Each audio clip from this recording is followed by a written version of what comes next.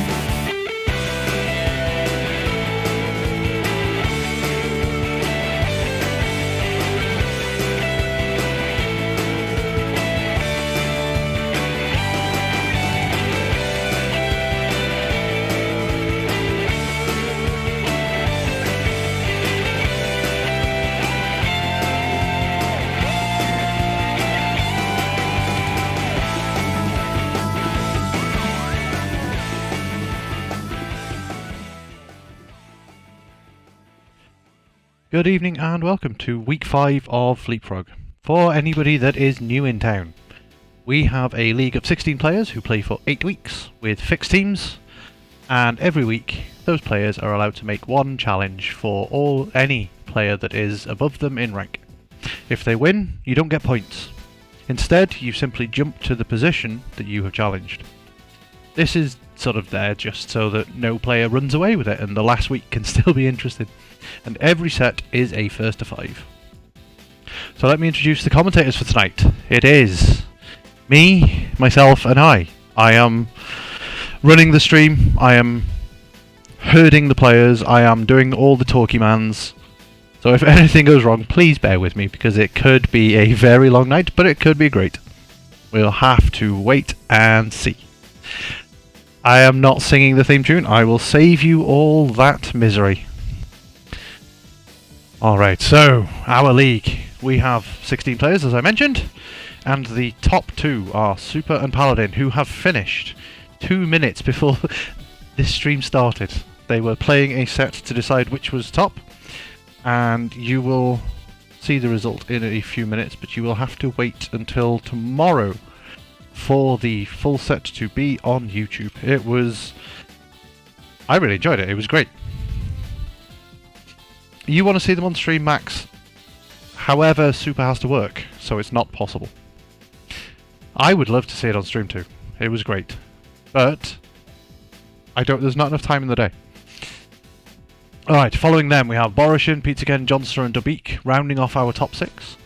And we will be focusing on the next 8 players tonight. Most of our sets will be StiRik through PSXKyle, but we do have Jonster trying to defend his position.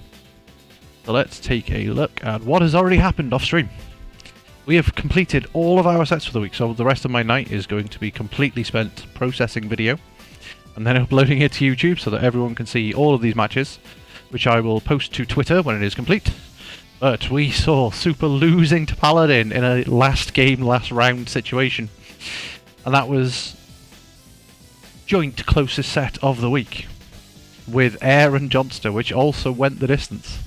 But we had only one person leapfrogging. We had Air, who will move up to approximately 5th place after beating Jonster. We'll have to see how some of the rest of the sets go. And shoutouts especially this week to Samurai PSXKyle. So he's been away for a couple of weeks for personal reasons, and he came back and he just hammered everybody.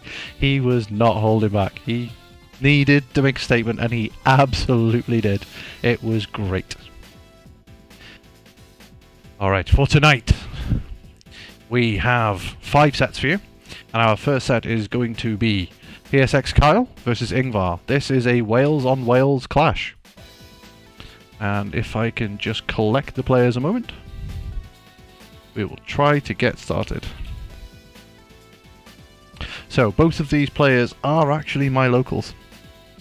And I've played a lot with both of them, I think is probably the best description. And I haven't seen them playing against each other very much at all, so I'm really looking forward to how this one's going to go. And I don't think I could call a winner right now. Okay, our players are in, and they are about to start. So let me get some predictions going. Oh, that is the wrong scene. That is a great start.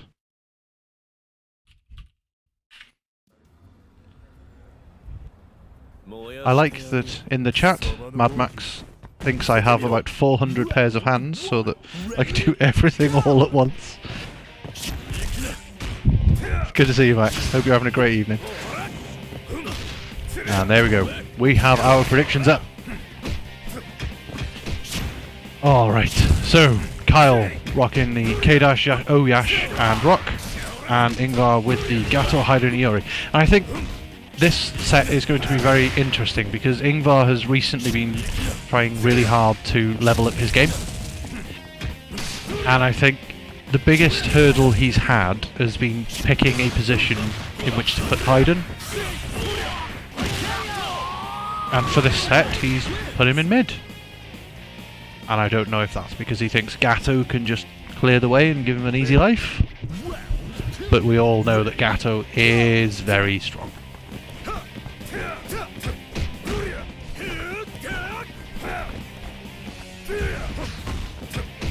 Alright.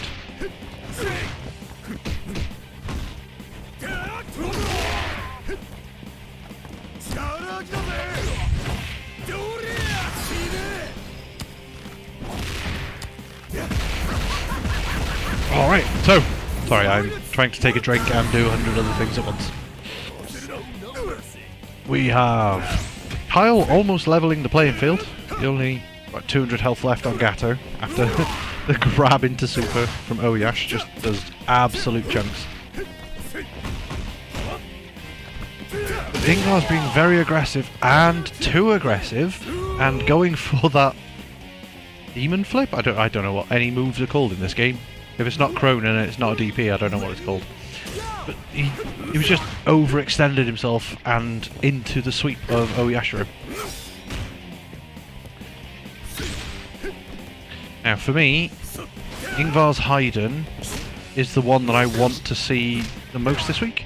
Because I want to see how he changes up his style of play should Kyle stop him from just zoning him from full screen. That was an excellent CD for Kyle, but unfortunately he drops the follow-up and gets thrown.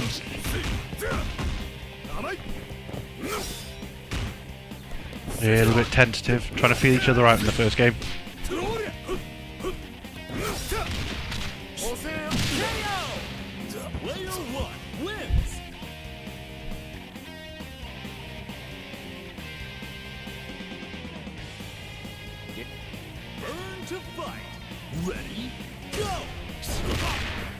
Alright, so Anchor Rock for Kyle versus I can't imagine this is a bad matchup for Rock. Rock does all the things very well. But he chooses to go straight into the level 2 there, using 2.5 wilds instead of 3.5, which would have killed. I hope it doesn't come back to bite him, and it absolutely doesn't because he just DPs through the sweep.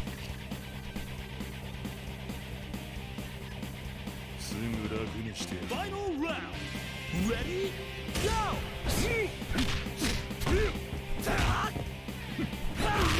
And the good news for anyone spectating is that I have put a mostly KOF 13 soundtrack in the background of this. It'll play tracks from my playlist instead of the players' choices.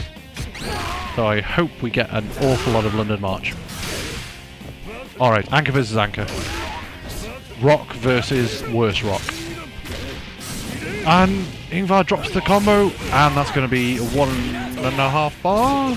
Oh, he doesn't quite build enough for a super. But it's put Kyle in a very strong position.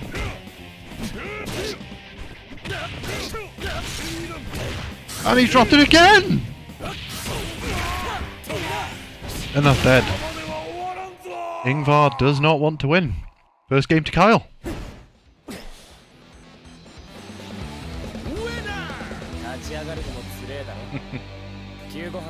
He won that round twice, but he just didn't want it.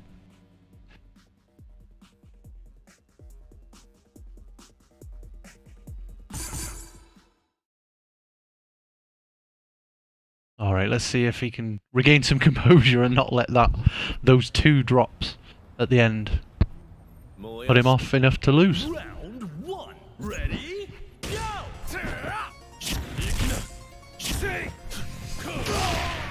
Alright, neutral still a bit touchy-feely. They're gonna try and control the space in front of them and walk in and out of each other's.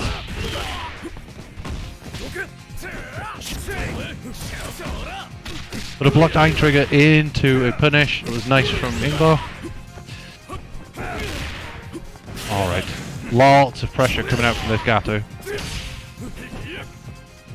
I think this is one of the best things about him when your opponent doesn't have meter, is that you can just go in and press all the buttons because it's Gato. Everything is good.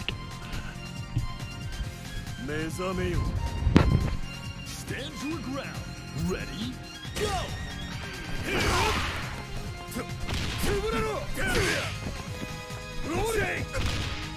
I think those drops actually fired Ingvarr up and made him a little bit mad.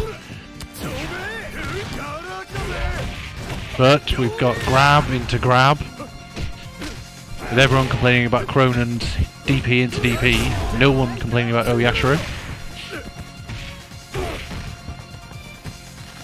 Oh, and just the normal wake up throw.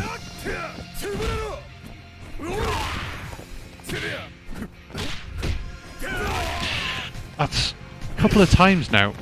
Kyle is really sniping these jumps out with jump CD, but unfortunately that one he just slightly mistimed or misspaced, and it cost him the round for it.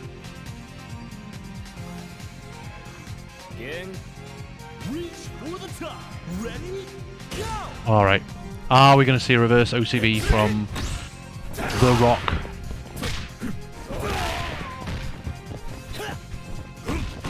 Or can Gato smell what he is cooking? There's a lot of sweeps coming out so far in this round. But that was a good punish. No OCV. Let's go Rock. I want to see more rounds.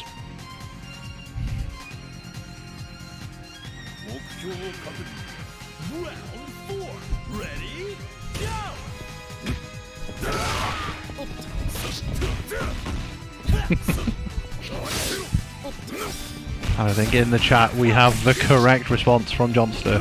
It's that Rock was cooking Gato. I'm hoping it was a Black Forest one. There's a lot of jump CDs and stand CDs coming out, and Ingvar's pressing into them. Taking a lot of risk. I think that's something that he should be working on for next time, is maybe reducing just the amount he presses into other people's pressure. Worked out for him this time, so it's picking the right spots and knowing when he can. Because there were a lot of times before it that it did not work.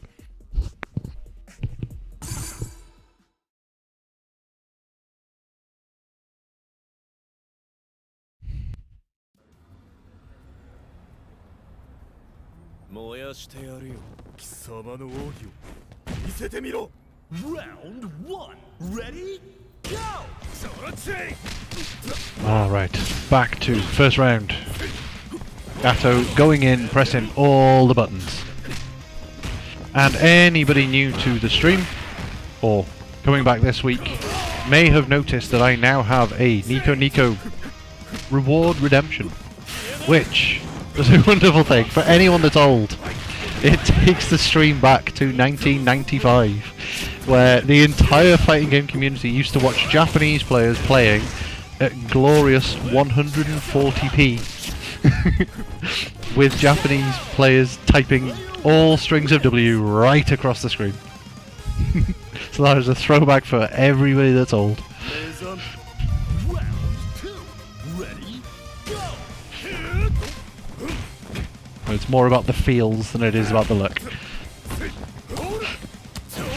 Alright. I'm curious about why this matchup is much better for Kyle's Yashiro than it is for his K-Dash. I wonder if he's gonna recognise that and maybe switch it out and put O Yashiro on point. I guess we'll have to wait and see as that one goes along. Very good anti-air, and then hop short to bait out the reversal super, and Yashiro gets all his health back, still has a meter lead. This is looking very good for Kyle. Stand your ground. Ready, go! And already my mouth is very dry.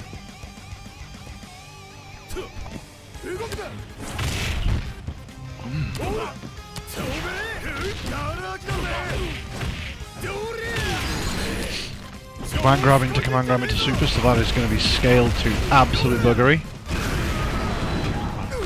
I don't know, I'm not sure if I'm convinced that was worth it so much if you can just do one grab and take Oki instead. There we go, is he going to use another bar? He's going to use 2. So this will leave Hayden on maybe 150, 200 health. There's 2 command grabs is big. Over 200 health. 2-bar combo that does 220 damage. And that's one thing Kyle hasn't unlocked yet, is he's trying to always go air to air with jump CD when Yashiro has an absolutely ridiculous down C, but he takes the round with a run grab. And no, I don't have a hydrate reward, I need to add one.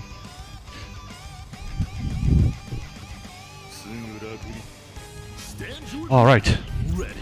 This one's looking very strong for Kyle.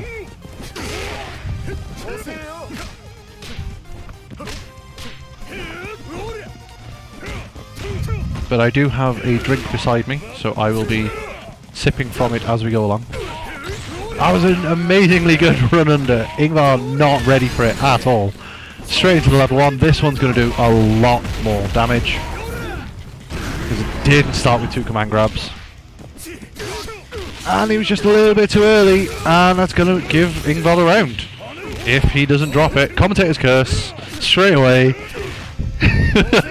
Sorry, oh, neither wants it. Neither wants it. They're both just trying to lose. I did not know why I watched though. It was all a bit scrambly. But it's all looking Kyle's way with 3.5 bars, only 50 damage to take, 50% health to take off. But still no down C anti-airs, because Rock also has a ridiculous one that reaches almost to the top of the screen. Alright, I'm calling it. He's gonna try and get a command grab to finish it. Good evening, Jack. How are you doing, friendo? I hope you're enjoying the stream, even if my scuff commentary whilst doing everything else is going on. I have not unlocked 3 new subscribers in this stream. That needs to be fixed. I will fix that next time.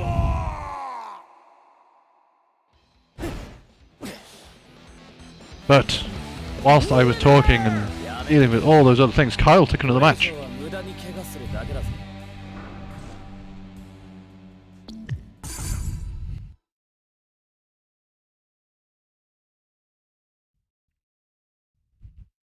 Let me try and fix that issue whilst this match is starting up. Round 1. Ready, go!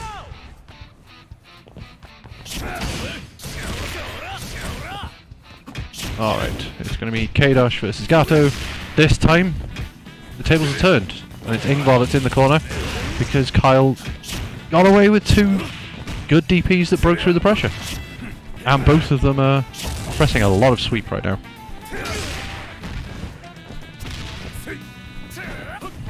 I think maybe Ingvarr should calm down a little bit on the sweep, because Kyle's not shown, well, he says as he does it, he's not shown all that much hot pressure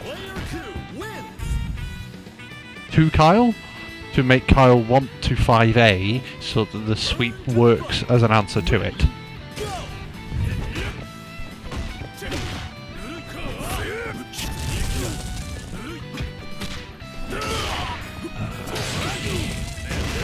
Fix this issue.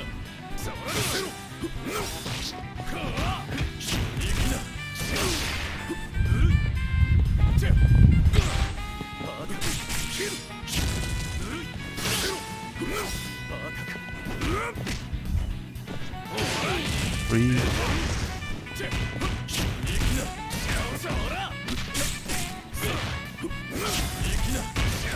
Okay, I don't understand the bot should work.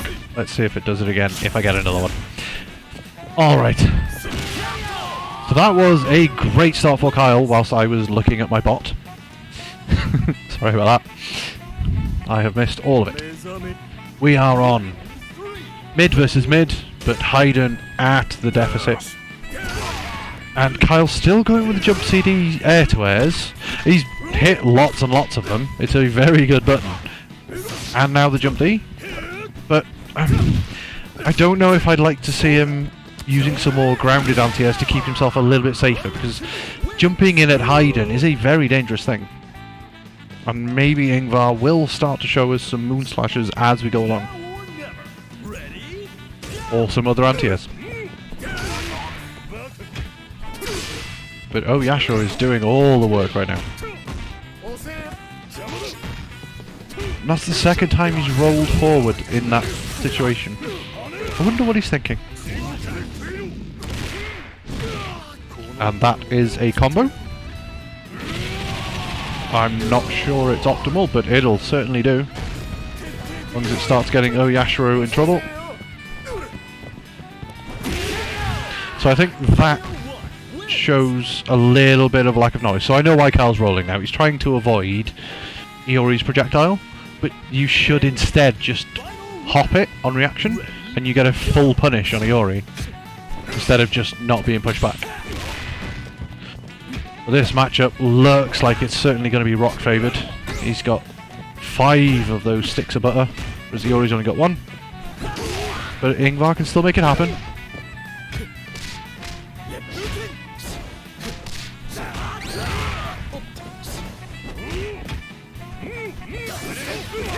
That was a very good EX Replicant from Kyle, and a interesting DP timing that Ingvarr was just not ready for.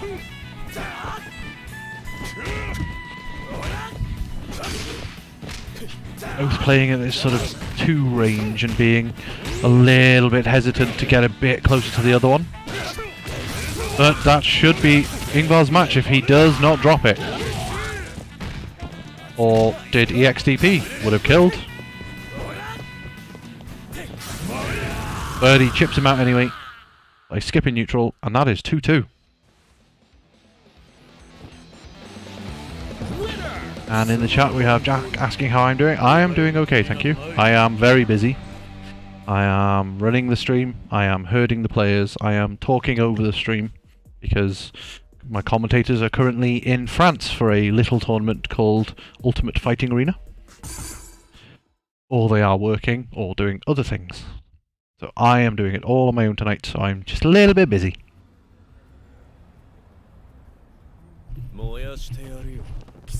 Thanks everyone for tuning in. I hope you're all having a wonderful evening. Are enjoying the game so far. We got lots more games coming up for you.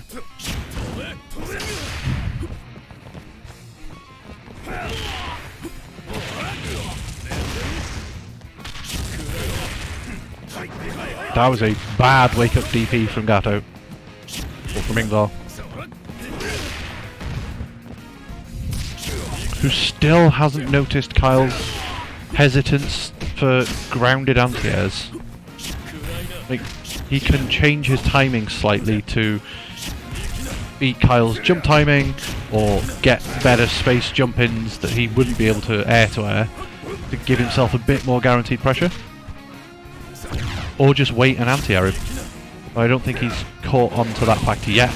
But that DP from downtown into the chip damage takes the round for K-Dash. Jonster could not have helped me with the commentating because he is playing today.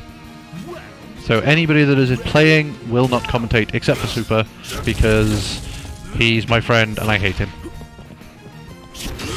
So I make him do things I wouldn't expect others to do. That is my rule for the stream. And whilst I was looking away, Hayden takes out K-Dash. But it was in the last couple of matches that Oyashiro was doing all the heavy lifting for Kyle. And he has got some good jump timing. He's winning a lot of the air-to-airs, he's getting a lot of air-to-grounds. And we're starting to see more grounded anti-airs, such as, for no reason at all, CD with Yashiro. Or both Yashiros. Alright, but he's stuck in the corner. And uses the invulnerable grab to get out. Don't use the meter. Don't use the meter. He's used 2 bars for almost no damage. Please, Kyle, no! Don't use the meter, just get the Oki. That did nothing, it tickled him. And didn't put you in an Oki situation. Both using neutral skipping tools at the same time.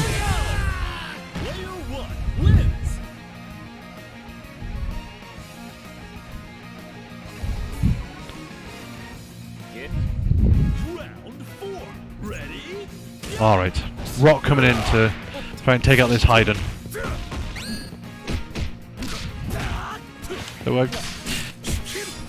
That was a very interesting on-block Moon Slasher that went unpunished. Maybe he just wasn't ready, maybe he didn't expect it like I did. Also wasn't ready to finish the auto combo. Alright, so Ingvar's moved into a far more reactionary role. He's got the life, well, I say life lead, he had the character lead. So he was just clearly waiting for Kyle to do things. He got a Moon Slasher but then missed the next thing and died.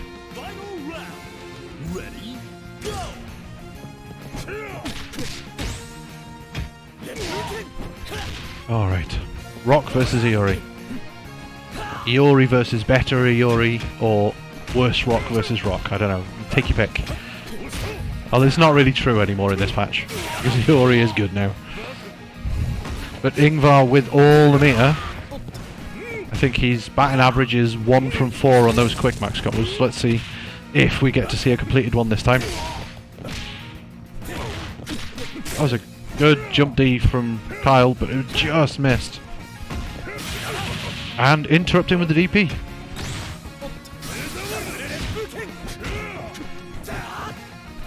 They just fill each other out if Kyle blocks this. No, it's anti-airs! That is the round and the match. That is 3-2 for Ingvarr.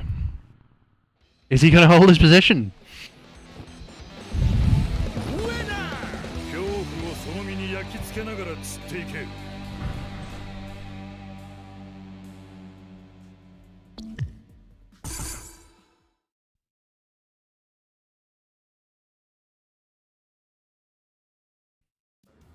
Alright, but this is not over yet.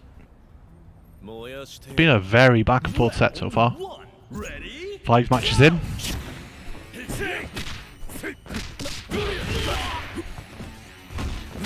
And the game looks like it's starting to misbehave, but hopefully it'll clear up. And it'll be okay. Both players not ready for auto combos when they're coming out. So I'm wondering if they're double tapping.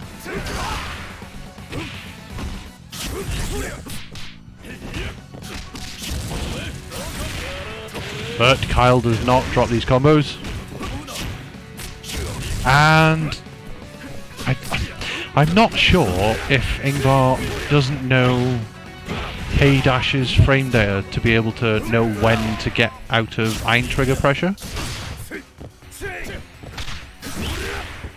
because it is a bit awkward to deal with. That was a DP. I think that was probably a walk forward into Iron Trigger. Now or never. Ready?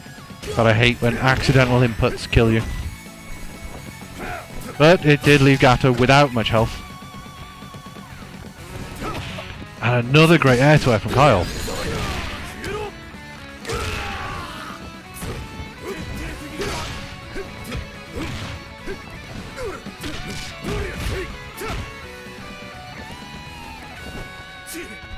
Alright. Trying to feel each other out again.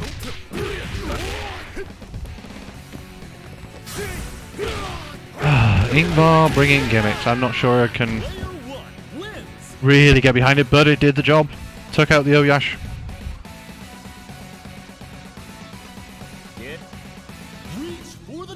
Gave him a bit more health than he came in with. But it's Rock's turn. Who just hard edges straight out of the mix. Says no thank you. I'm going to this other corner. See you later.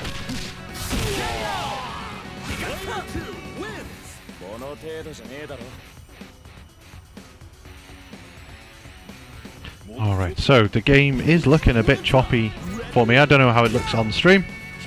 I have 0 dropped frames and 0 skipped frames though, so it is the game and there's not an awful lot I can do about it. I hope it's alright for everyone watching. That's a good opening combo from Kyle. Bit of a black beat combo there, but we take those. And that was Hayden.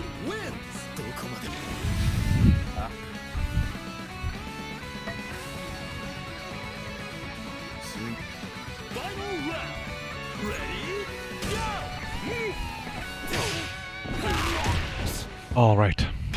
So, Iori Rock. I have a feeling we're going to see this in every match now.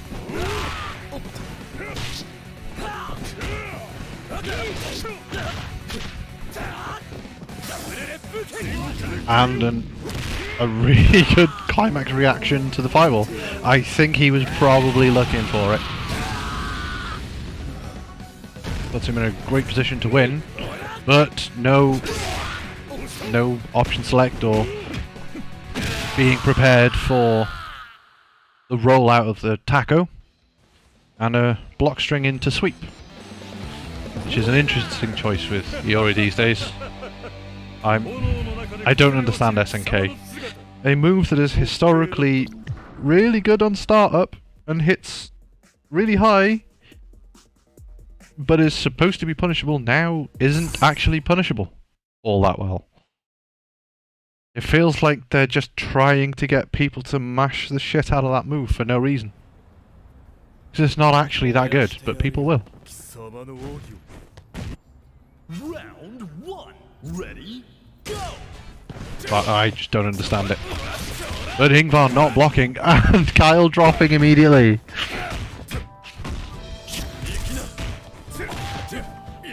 Alright, plenty of time to bring it back. It didn't cost him much. And a good up minute spike. I don't know what the follow-ups are called. Into the Iron Trigger. And lots more sweep.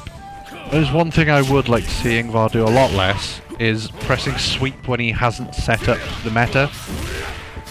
Because if Kyle is not needing to play the hop, jab, sweep meta, then mashing sweep, it's sure, if it hits, great, you got 80 damage, but it doesn't give you pressure, it doesn't set you up for anything. It's just 80 damage, and then you got to do it all again. Stand your ground. Ready? Go!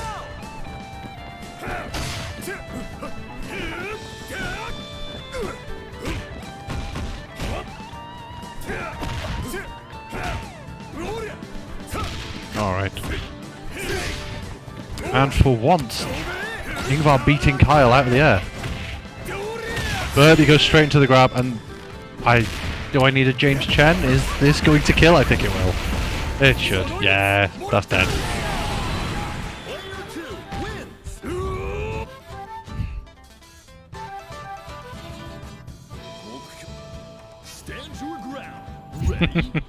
And thanks Max for activating our Nico video mode. For all the OGs in the house. I hope you enjoy 140p video. Or 180p. But now that we can see again, Yash and Haydn going at each other, it's kind of even.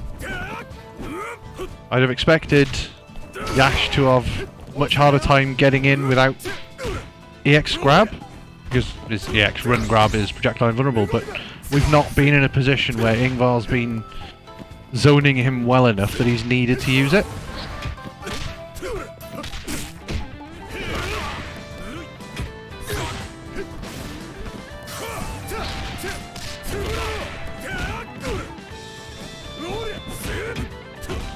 Thank you, chat, for redeeming a posture check. I do not need one, as I am standing at my desk.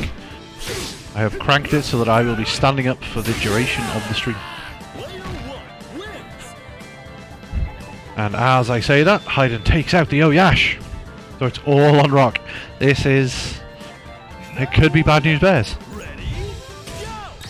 Kyle's got to do it all with the Howard for this match, or it's game over.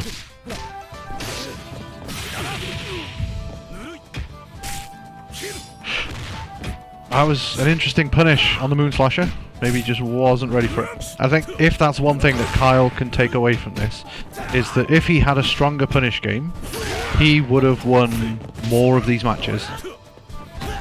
And certainly knocked a lot more of these characters out.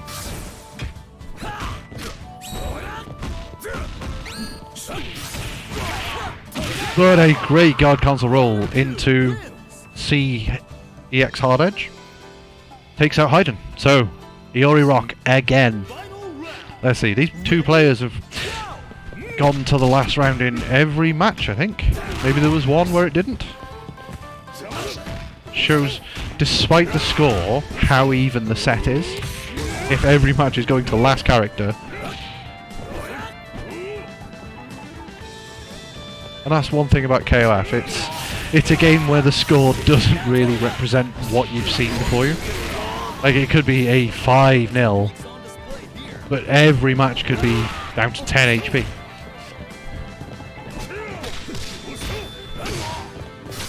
It's a very punishing game like that.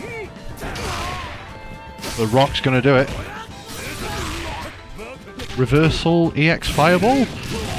And more gimmicks. And run up EXDP. Great anti-air from Kyle. Makes it 4-3. More games.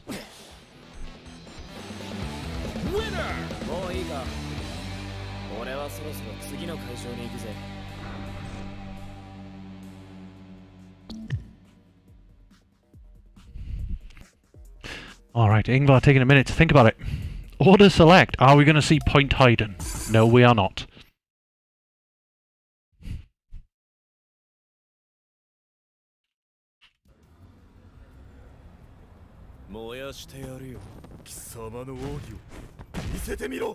Round one. Alright, straight back into the same matches we've seen before.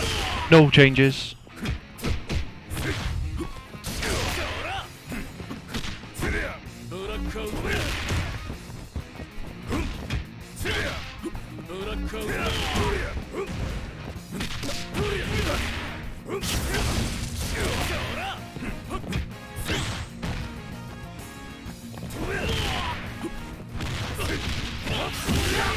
Alright, and that was the first round. That was very quick. Gato going to get a nice 250 health back. Not too far behind Amita.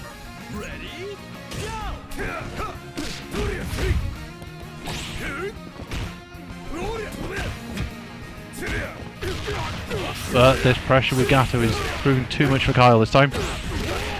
Sort of a replay of the first couple of matches, where Gato was just going in, pressing all the buttons, before Ingvarr moved to trying to just run sweeps in mid-screen. The micro dash, super.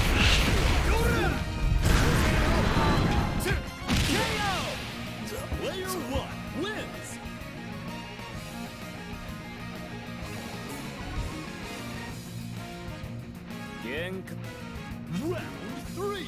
Ready? Go!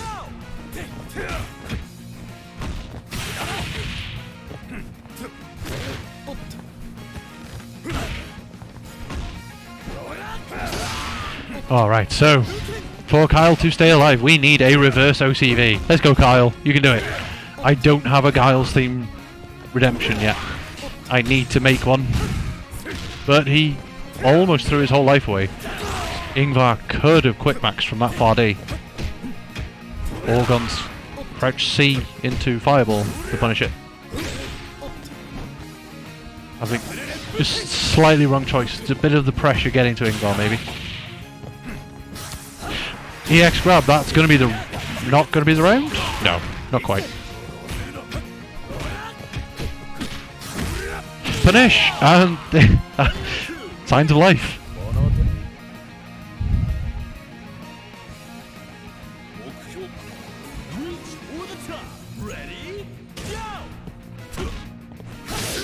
Alright. Hayden versus Rock. Instead of just going full screen, playing his time. That was a really nice shine knuckle through. If only it wasn't a little bit too late. And Sonic the Hedgehog on screen. Into a random ass Moonslasher that takes it.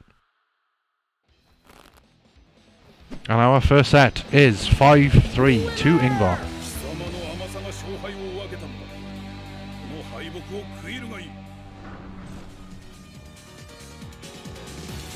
Alright.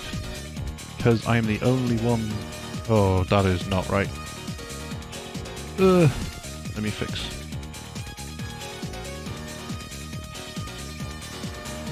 Now you've seen the start of Super vs Paladin, which has just happened.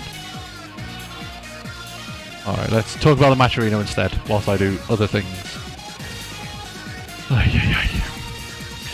But that was a great set. If you enjoyed the play of these players, or want to support the league in any way, they are playing their damnedest for 8 whole weeks to see who comes out on top. And if you would like to help them out and give them monetary reason to compete at their top level, we have a match arena. We are not popular enough for free codes, but if you would be able to contribute directly to the prize pool, it would be very much appreciated. Shout outs to Michelangelo Police, Jonster, Kenneth McDade, who many of you might know as Samurai Pizza Ken, Jack Vector, and PSXKyle for contributing so far. We have $140 in the prize pool. Alright, let me get the next players.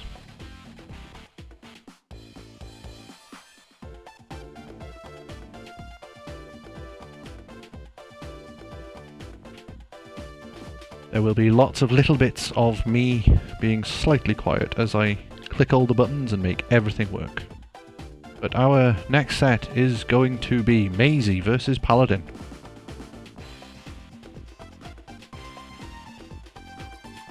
So Maysey, who is another one of my locals, going up against our top player, the Scottish, not really a terror because he's the nicest guy you'll meet, Paladin. So I'm really looking forward to this one. Let me just tell the players they can go.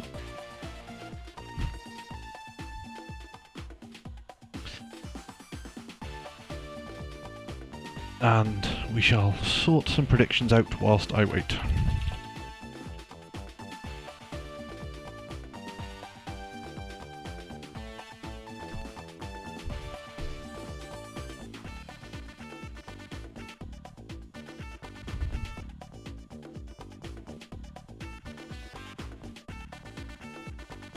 Or maybe not. We are eternally waiting for Maysey.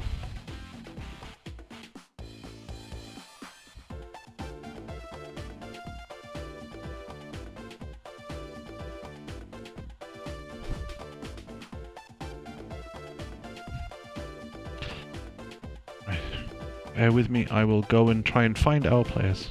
And whilst I do, here are some very short adverts.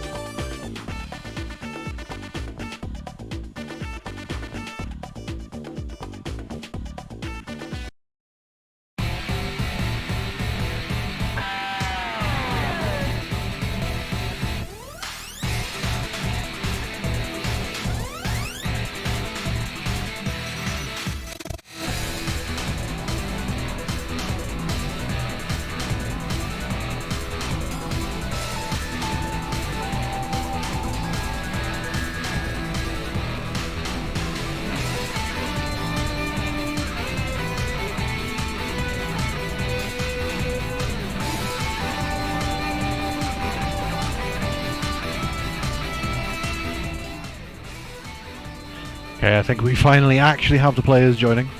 Maysey will be with us shortly. So yes, Maysey, who is currently in 14th, and Paladin. Despite both of them being in Season 1 and 4 weeks of Season 2, this sort of 13th week overall is the first time they are actually playing each other, I believe.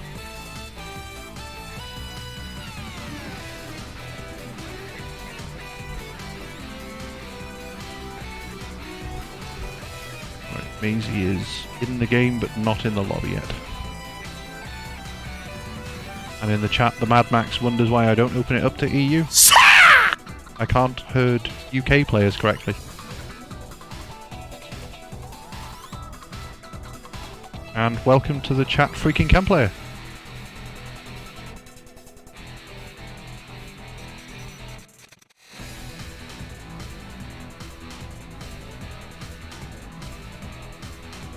Alright, as you might see on the screen, in 4.5 weeks now I guess, because we're at the end of the 5th week, we've already had over 300 matches played, which I think is exceptional number, given that we've had, I think, 50 challenges?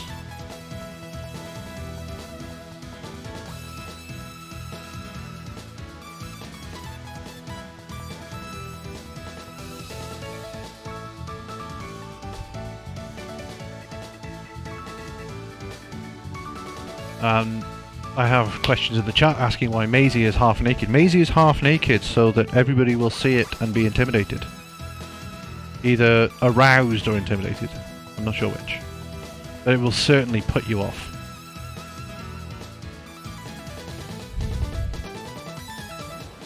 And he just wants to give you a hug.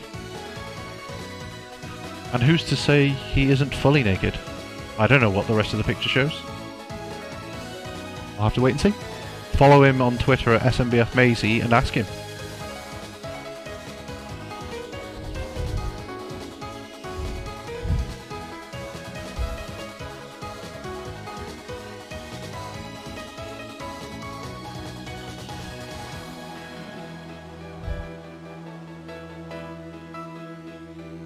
Alright, let me spam some invites at Maysey to get him into the lobby. Sorry about this delay, everyone.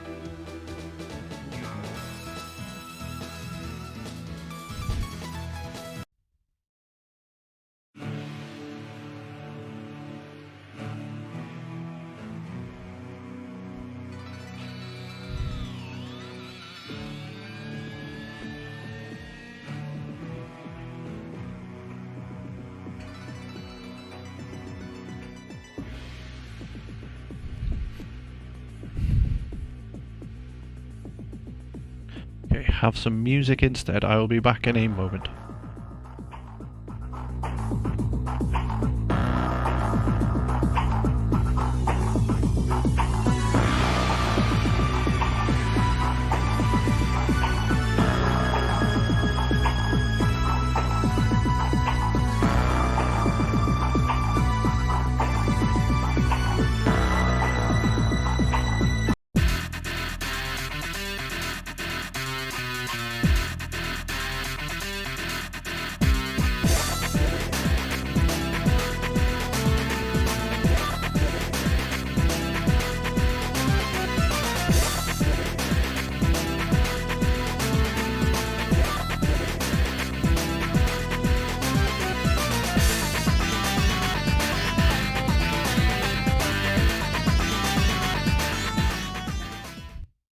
Okay, we are finally in.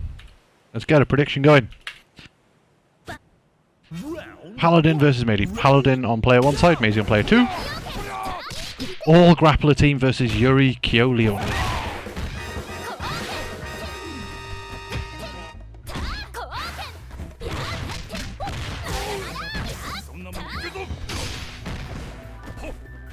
Okay, predictions are up. Get your votes in to see who you think will win.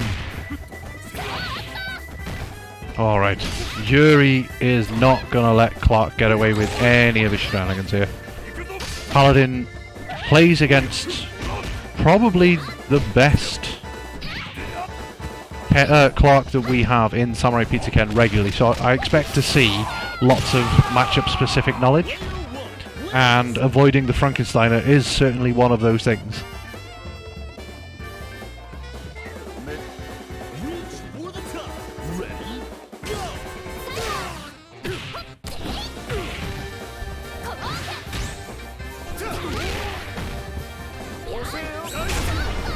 Alright.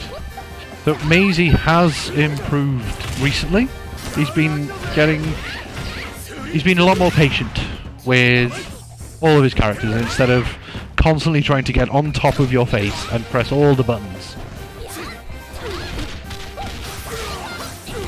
But Yuri's damage is absolutely no joke. She'll spend 1 bar and delete you. And on top of her jump out being silly.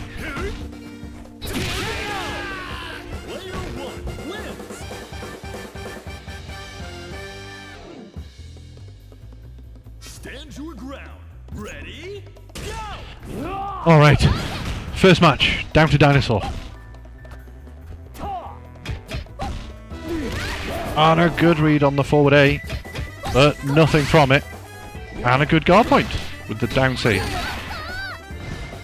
Alright, what's Maysey got to do? He's been getting just hit by a lot of Paladin doing stuff in the neutral.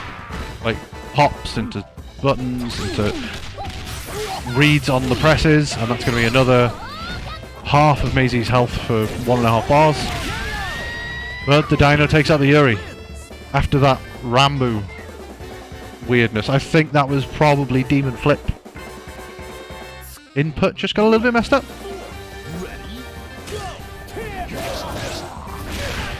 I'm not sure what happened really, to be honest. But I don't think I've ever seen Paladin doing Sandy into Rambo. But Dinosaur certainly puts Kyo in the corner.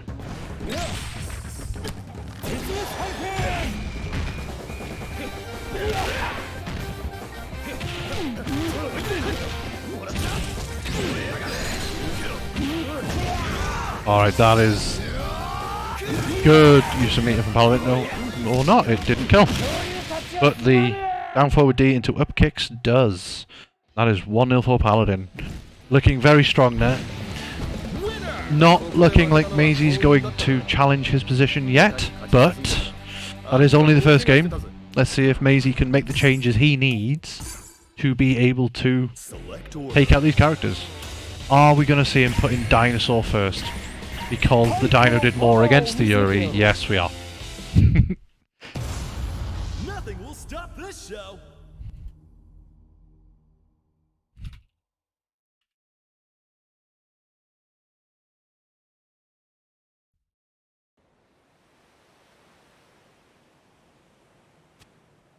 Alright.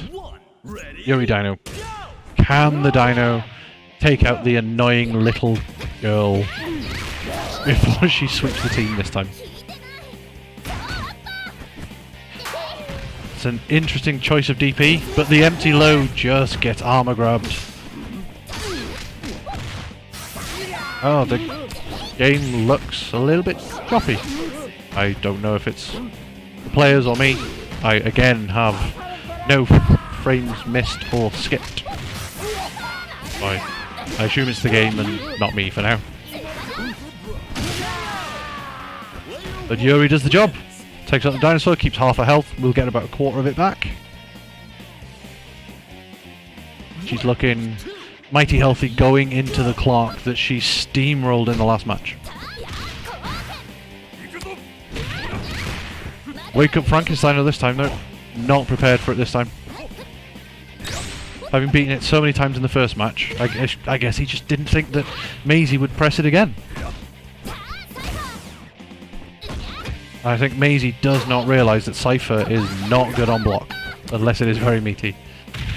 And thank you Kyle for the Nico redemption. Enjoy your glorious 1 ATP. And just in time for the climax. So anyone in the chat that doesn't understand, Nico was a platform that was used in Japan. It was Japanese YouTube essentially, where all fighting game players used to go and watch Japanese footage, high level footage, but the video quality was terrible. It looked like they just covered the screen in mud, and there was scrolling text going across the screen. It was a glorious time. Early 2000s throwback.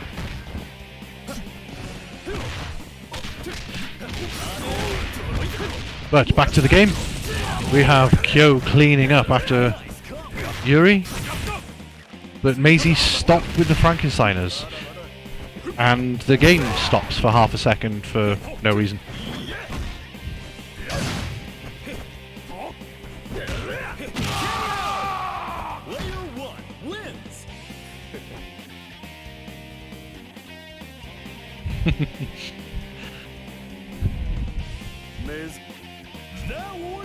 Alright. Maysey, oh Yashiro. Let's go. I want to see a Leona, please. And nobody warned Paladin not to be jumping in at Oyash on Wake Up. That was unfortunate. Maysey pressed the throw just a little bit too early. Not ready for quite how much throw-in vulnerability everybody has on Wake Up in this game. And nobody warned Paladin not to backdash on Wake Up either, as he eats another heat knuckle into super, into dead. That was kind of spicy. I enjoyed that a lot. Final round. Ready, go.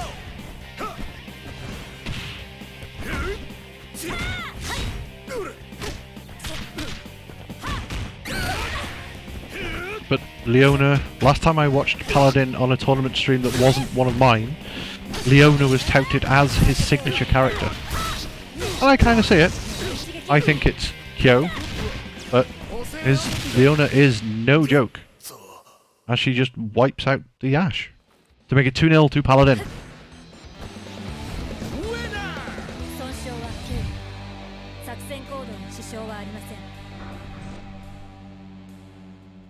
I think so far the score is showing that the chat were right to put their faith in Paladin, with nearly 7,000 points versus the 10 that are on Maysey.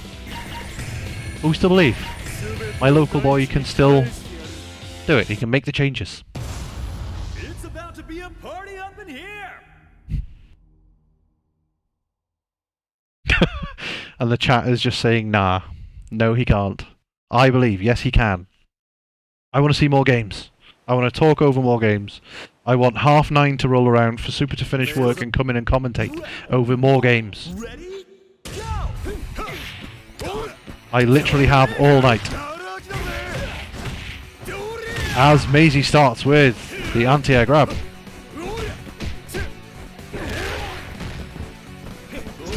And he wakes up with it again. Just, you can't not accept that Paladin will pressure you for free correctly on Wake Up. And that was a very good short hop to throw out the range and timing on Maysey's anti-air grab. Because Paladin's seen it enough times now, he knows he's looking for it.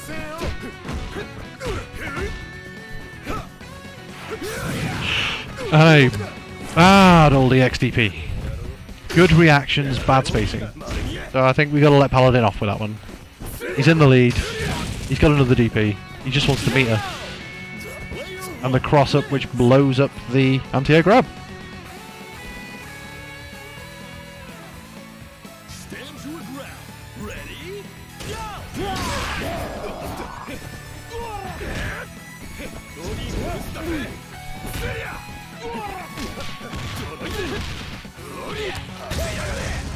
Alright. Dinosaur waking up with another wake up grab.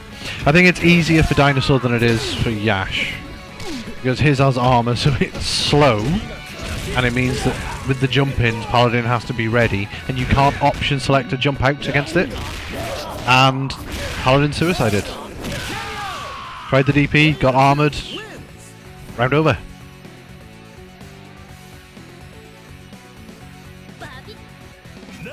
But I think for this set so far, Yuri has been the terror.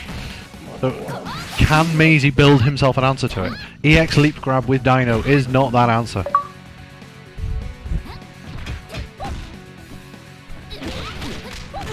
And congratulations to the chat who have just unlocked 200 messages. You're being a talkative bunch tonight.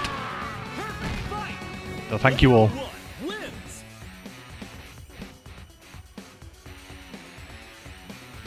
And thank you again for another posture check. I am standing up, so I do not need to adjust my posture, as my standing posture is alright. My sitting posture is terrible. I would definitely need it if I was doing that. But Yuri is running a train. Let's go, Yuri. But also, let's go, Maysey.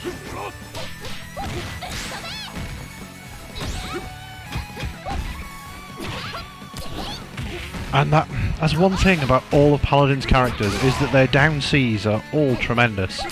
But Yuri's especially, you can anti-air with the down C, go straight into the demon flip and get a conversion off a non-counter hit anti-air normal. And Paladin's just showboating now. A string of Bs into the climax makes it 3-0.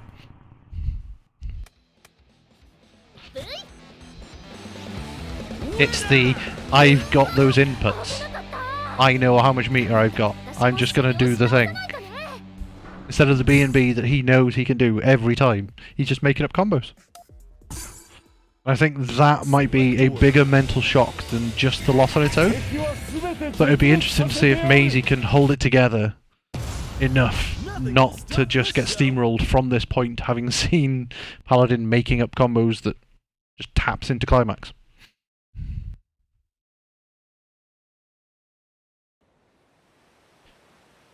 And welcome from Mexico, KOF champ. Round 1. Ready? Go! Nice to have you here. I hope you're having a great day. And if anyone can tell me why Dino didn't grab Kyo's close C there, I would very much appreciate it.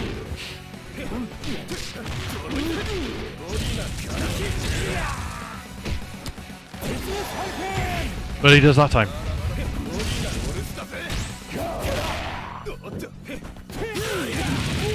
I don't know at this point what changes Maysey needs to make to be able to make this closer, to be able to give himself a fighting chance. I know he needs to stop jumping, because Paladin has shown that he's got those DPs. And he's got to avoid getting wrecked. But Paladin looks like he's at the point where he's just trying new things.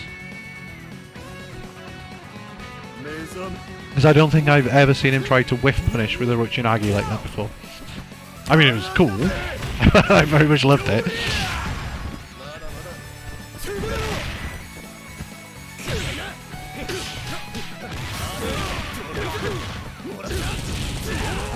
Nice combo from Paladin. No tech from Maysey, so he gets to eat the pressure without worrying about the throws.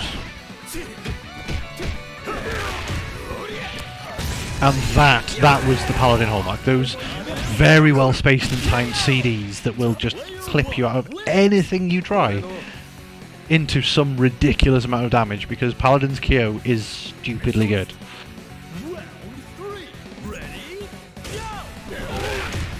Ah, Maysey, I think he was looking for the round start Farsi activate. Paladin with the good damage. And that should be a wrap, I think. No, 50 health left. Into the overhead, and that is done. That is 4-0 for Paladin. Maysey is on life support. Let's go.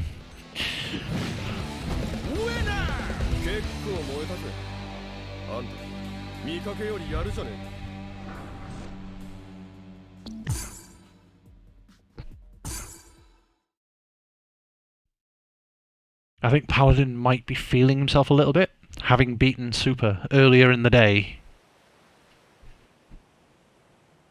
So he's trying to show off and just play a bit cleaner, show what he's capable of.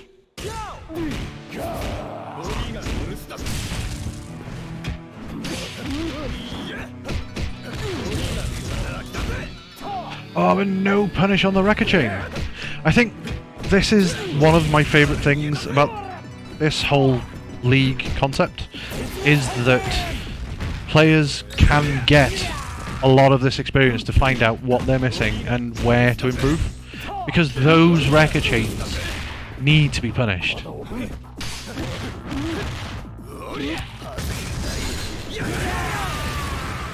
And 2 whiff punishes on... Whiffed punishes, not whiff punishes. On the wreckers, cost him the round. And Paladin is at full health with Kyo with nearly a bar. So he's got no cares in the world for this match that could be the last one of the set.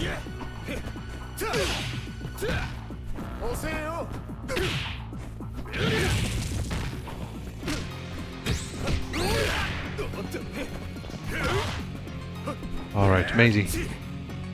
Show us what you can do. Swinging Farsi with any variant of Yashiro is a good start, but run grabs are not the one.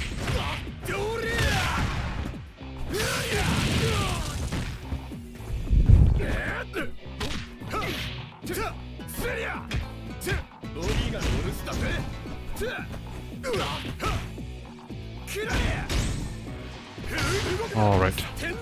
So Paladin just slows the tempo down. Not gonna let Yash just get his game going. And still no punishes on any wrecker chain.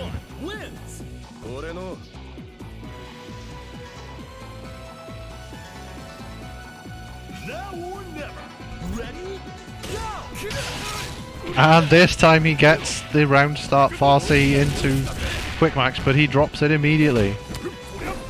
And that's going to be climax. No, it's not. His meter ran out. But signs of life from Maysey. And the spin punch as the punish for the red kick into chase down with a command grab. And we have Yuri versus Clark. Is it too little too late? I don't know. Super thinks it's GG's already. And with turn punches like that, it might be. You can't argue with armor grabs.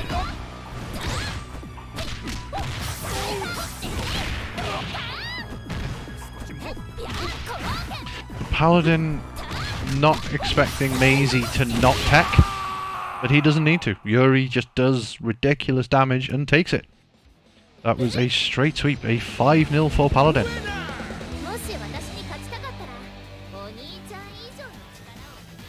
Alright, whilst you watch some highlights, I will get the next players in.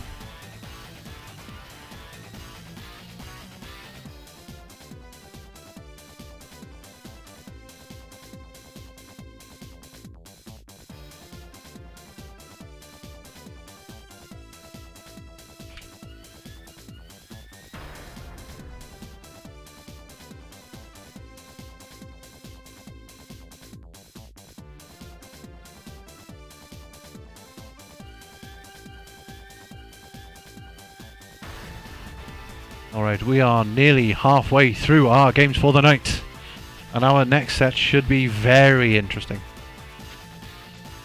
We have AceJP, JP from Scotland, going up against Jonster from Nottingham, and this is the first meeting of the two, I believe, because this is Jonster's first KOF, but JP's been playing for a long time. He started with 13. So it'll be interesting to see how fast Jonster can adapt to the expertise of someone that's been playing for as long as JP has. Especially with the fact that he also plays an interesting team that a lot of other people don't play the characters of.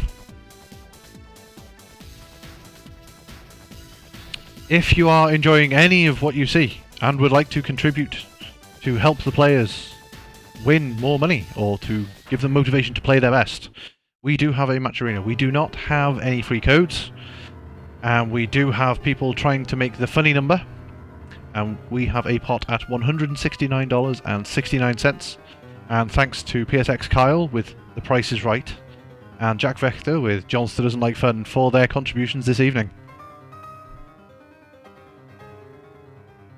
But coming up, we now have JP versus Jonster.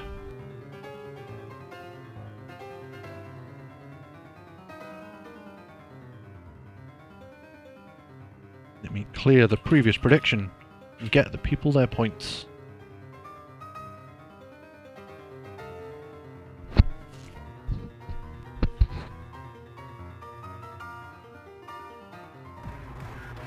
Alright, this is, as I said, the first meeting of the two in this season, but also the first meeting in KOF at all. Let's see how it goes. And I might be a little bit biased here. No disrespect to JP, I think JP is great. I love watching JP play, but Jonster is my KOF child. He's almost the same age as me, but he's my KOF child. One of my favourite new players to watch. Jonster cannot get in the room. Oh, because I need to kick out Maysey. How do I kick people out of rooms? Left one, left. There we are. Alright.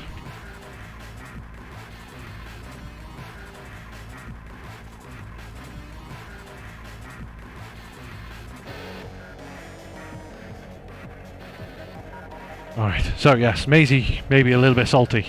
Didn't get out of the room. Had to physically kick him. But we are now getting into the match. JP and Jonster. A wee bairn at 26 from Glasgow, who you can follow on Twitter at AceJPX. If you like lots of variety streams and VTubers, then go check out JP. And on the other side we have Jonster, who all the UK players should know at this point. He is a living legend. He's from Nottingham, his first KOF is 15, but he plays regularly lots and lots of different games. And if you want to follow him, he is at Jonster on Twitter.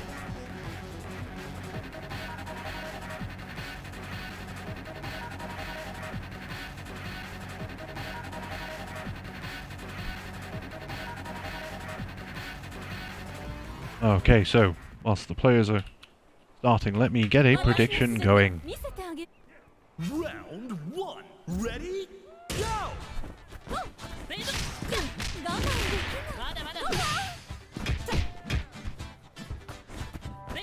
And this is why I usually have two people commentating that aren't just me, because I cannot do all of the stream running and watch the game and talking at the same time.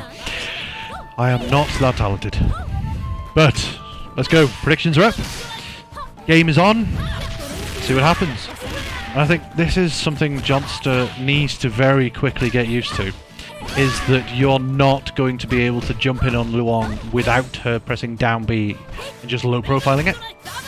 So I want to see how quickly he can adapt to that with his choice of jump buttons. And I think for King, jump C will do what he needs her to do. Or jump D. That was an accident select there, with Luong doing the up kicks when I think she wanted the forward kicks. It was a very close first round. That wasn't even a punish. I don't understand Luong. Like, I didn't play KOF 14. I have not fought many Luong players in KOF 15. So I'm just going to have to say what I see and be Mr. Chips.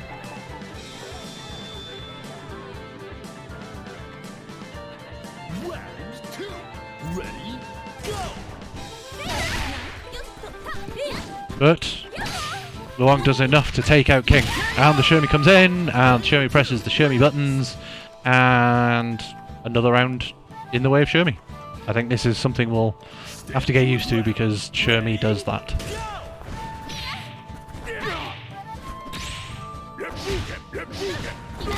A very good axle kick over the Reppuken. And I think the question is, how stable is Shermie going to be tonight? Because I think Jonster's biggest weakness at the moment is just about matchup knowledge. And I don't know, if he hasn't played Geese and Luong enough, whether he's going to start doing things like whips where he doesn't know what else to do. Because this is what happens when players are new, right? They'll take more risks because they don't have the knowledge they need to understand or get out of the situation. But on the other side, we have, for me, JP's star character. He has a very, very aggressive Mai. She's so aggressive it made me cough. If you let me just take a drink. JP really likes going in with this character. But there is the first whip. And that only a level 1. And still no other super. Jonster playing with fire. Mai's got 2 bars. And takes the round because Jonster either missed the super or didn't use the super. Final round. Ready? Alright. Rock versus Mai.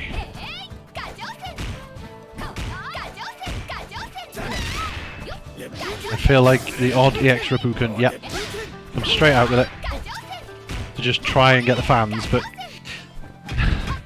JP isn't really going to do much. He's going to wait for it and just jump over it.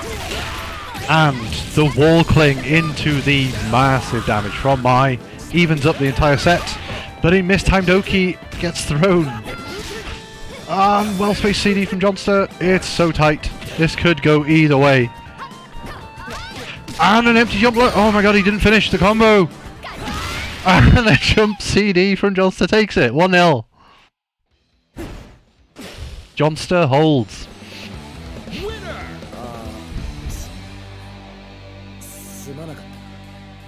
Oh, I feel like this one's going to be tight. Select order.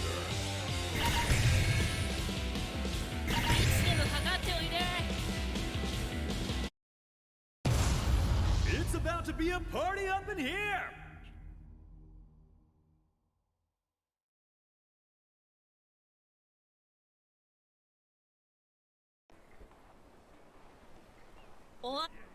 Round 1. Ready?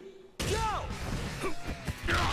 Alright, starting around with a full jump, empty jump throw from Jonster. And King just putting Geese in the corner and pressuring him.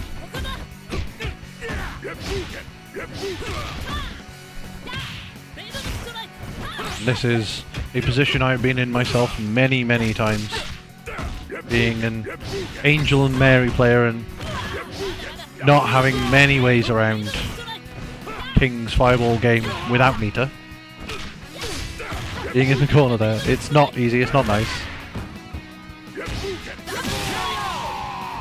And unfortunately JP didn't make it out with enough health to survive this time. Stand your ground. Ready?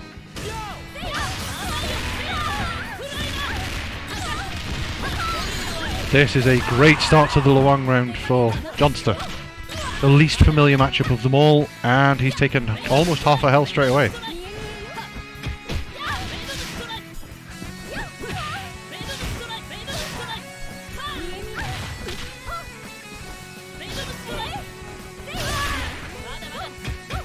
Alright. And Jonster just ready for overheads. We saw this last week as well, when... No, it was in a set yesterday against Air, when Air was trying to use K-Dash's forward B overhead, the knee that doesn't look like an overhead but then just goes off the ground. He was pressing 2C with King there as well, but not in other strings. It's like he's ready for the overheads and knows when to press. The skill I certainly don't have. But it's all on JP's best character. I think with 5 bars this could be in his favour, especially when King doesn't have any. But we do see 6B Venom Strikes. I don't, as not a King player, I don't know, but that is a safe jump. And I'm not sure if that's an optimal combo. I would have liked to have seen a meaty Venom Strike at a safe distance, because Mai's not gonna do much other than Flame Pillar on Wake Up, if anything.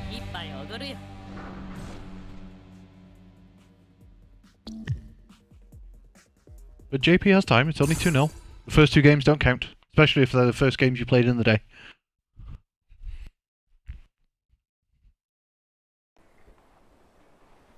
And I'm trying not to be biased. Round 1. But I do love watching Jonster playing well. That was a great read on the Rapuken to jump it. But good pressure from JP. Just a bit too trigger happy. Maybe expecting King to be doing well, not point blank, but range 2. Sort of Venom Strikes and trying to go through or meet them with Rapuken. Somebody that plays Geese or characters with fireballs might have to tell me why you might Rapuken there. I mean, it's not going to be something you can react to at that range.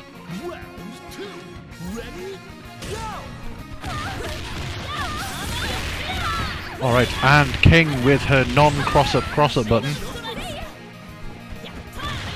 Because that jump D certainly did just cross up.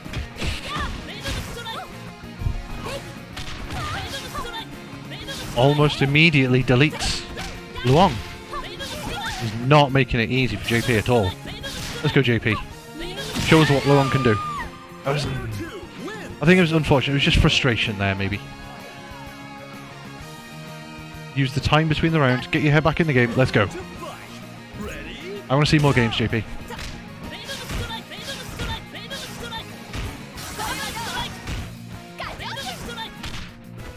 And Jonster's... I wonder if we're going to see him just really take his time, not rush. Or if we're going to see him just jump straight in and press all the buttons and do all the damage. JP not ready for that safe jump. I think because he got shown the empty low really early on, it's going to make his life much harder in a short set. But, that's again, Jonster not ready for the wall cling. But the level 2, this time he does have the level 1 behind it. Just build some meter for the next character, or... EX Venom Strike. That was a really nice 5B. I'm not sure if Mai can do 5B, 5D in this game. As a target combo. But she's got to take out the Shermie. Shermie has a lot of good buttons and ways around projectiles. But I think that suits JP because he's not really looking to zone all that much. He's going to go in, press the A's and break your guard and throw the fans from ranges you can't do anything about it. That's some really good pressure so far. And again, the second time tonight I need a Guiles theme. But Shermie's down C is not to be fucked with. It is the Wu-Tang Clan of KOF.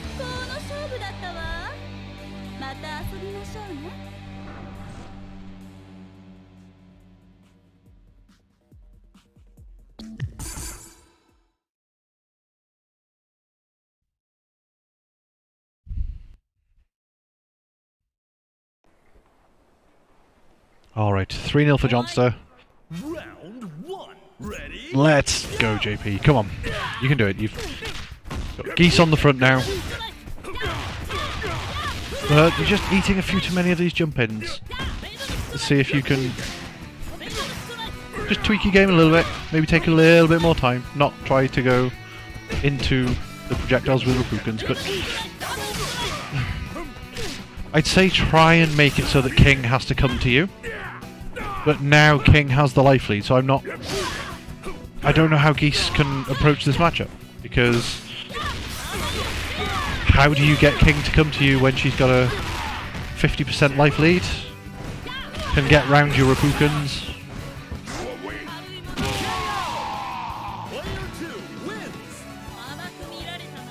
But King is a problem for JP at the minute. I think maybe after this match he needs to try and take a little more time to think of a solution. I'm not sure if we'll ever see Point Mai from him, but it could be an answer.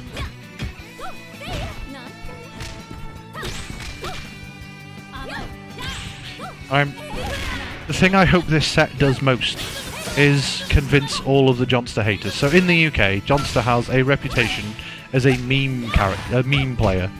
Like, losing to him is getting Jonstered, and he doesn't deserve it. He is a solid, good player. And I think, so far, all of his play in 15 proves it. So I'm hoping we can kill the Jonster, or being Jonstered meme, completely.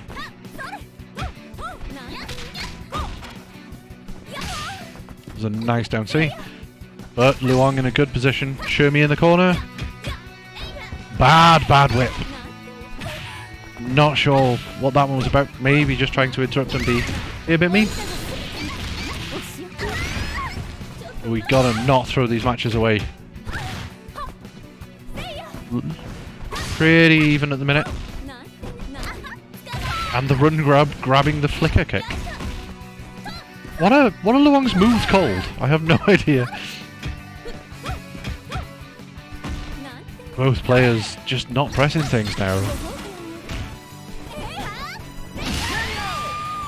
Player 2 wins.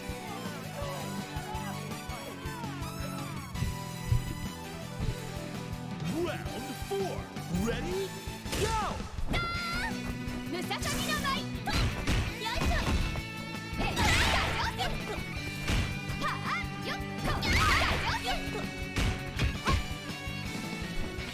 Alright.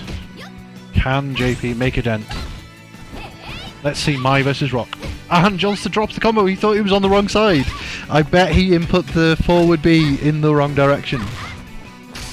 But that was a good hop. And that should have been the round.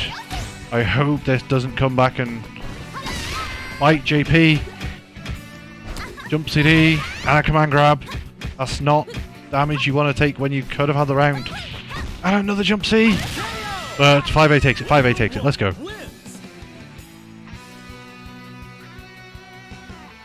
Alright, Mai versus Rock. Final round. Ready? Go! And a shatter strike from downtown whiffs, but at range, it's not really that easy to do an awful lot about it.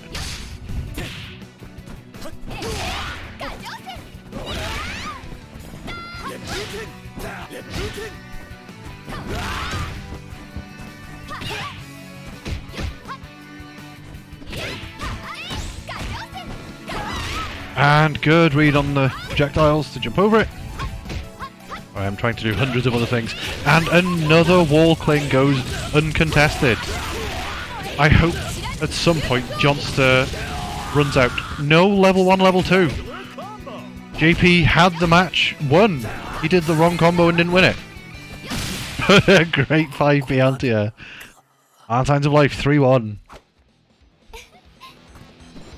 I think level 1 shoulder into level 2 pillar would have won the match. My players can tell me I'm wrong at this point.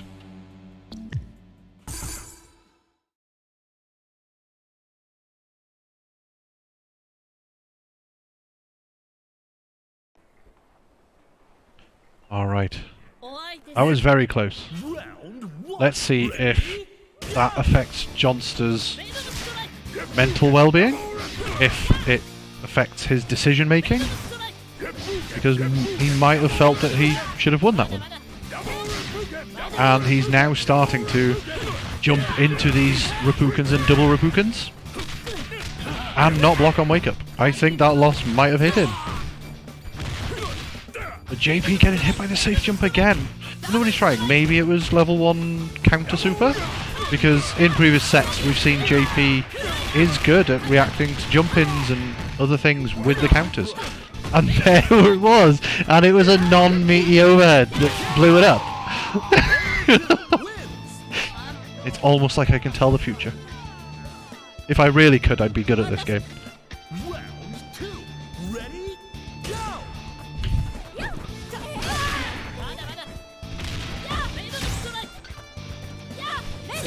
Oh, cross-up cartwheels. Time for the mix.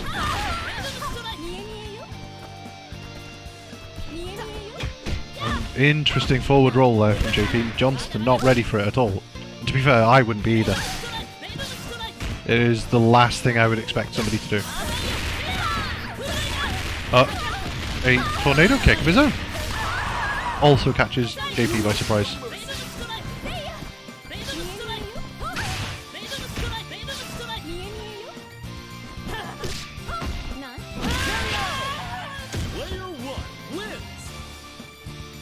But here we are, Luong taking out the king, going into the Shermie again. And I think Luong should be able to play outside the range that Shermie wants to. No, Jonster, you could have killed. Player 2 wins. Taking a risk, but it pays off. Down C being down C, gets him away with it. Ready, go. Hitting the entire screen.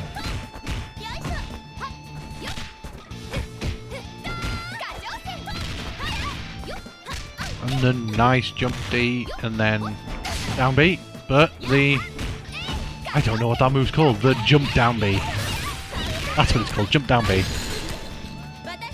And a good combo. This is going to really hurt as we're approaching 42 seconds. So even if Mai wins, she's losing out on possible health regain. Especially now with such a deficit, it's going to take time to beat Shermie down. Watch as this one combo kills her. And I've completely... That's a lot of meter spent. Not sure if I agree with that one, boss. But it's made it competitive again. Safe jump. Jonster not ready this time.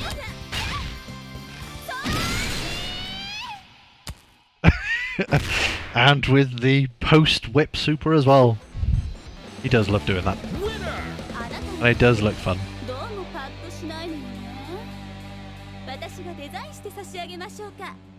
So I don't think many people get to see Mai doing that safe jump.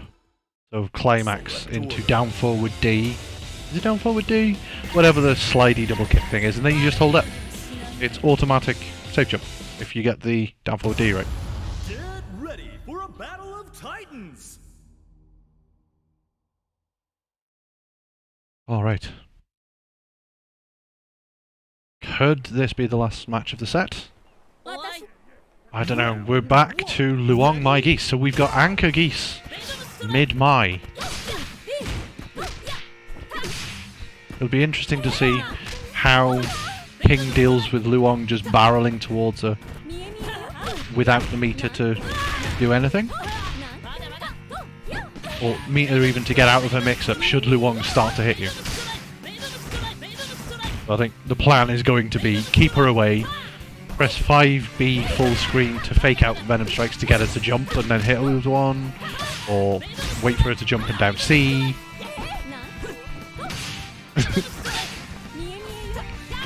That was a nice sweep. And that was an interesting interaction. So King's CD is not as good as it has been in previous games. As you saw with Luong's down D, knocking her out of it. It looks like she's off the ground, but she does have a grounded hurtbox. And she can be hit low, thankfully. Alright, let's see, mid-Mai. He's got 2.5 bars.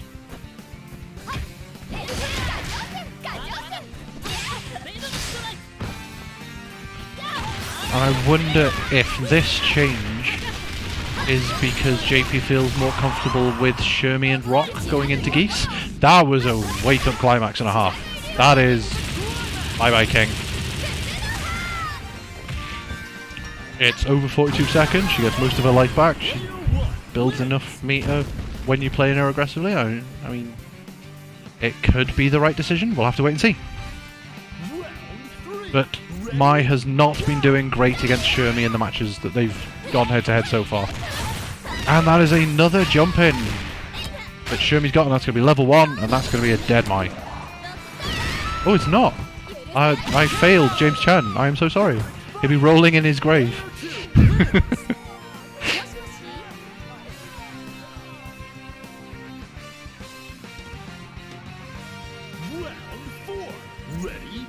Alright. Shermie versus Geese. That was a great hop out of the command grab, but no moon slashes for Geese. Shermie's down C is Wu-Tang Clan.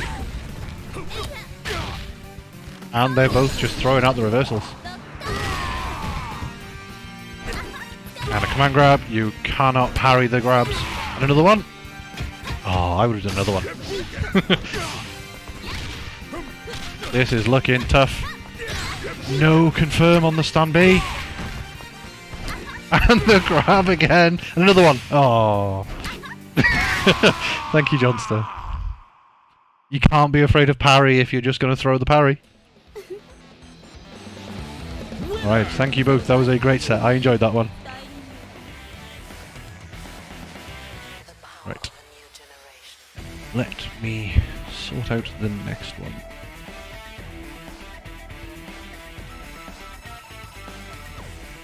Wait. Oh.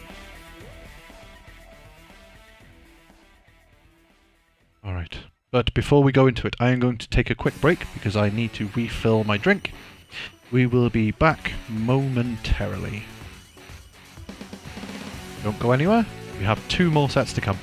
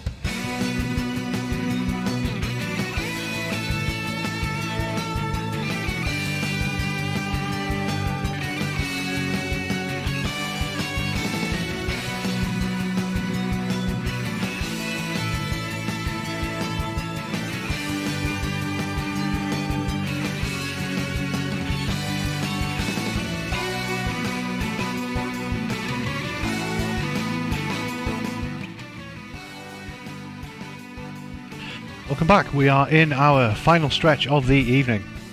I am your host Aloysius, if you joined recently. We have had 3 of our 5 sets. We had Kyle unable to beat Ingvarr, we had Maysey vs Paladin, and we've just had Jonster defending his position against JP. Next up, we're going to have some Celtic action with Ingvarr from Wales taking on Air from Scotland.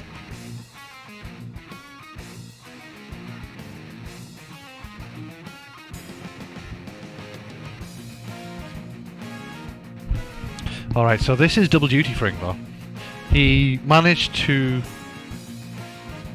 beat Kyle in the first set, but how much is that going to have taken out of him mentally and physically going into another set with Air? I mean, they're both little kids, they're very young compared to me. I'm much older than both of them. So he might well have that stamina. We'll have to see how it goes. But both players are picking their characters, so let me clear the previous prediction and get the next one going.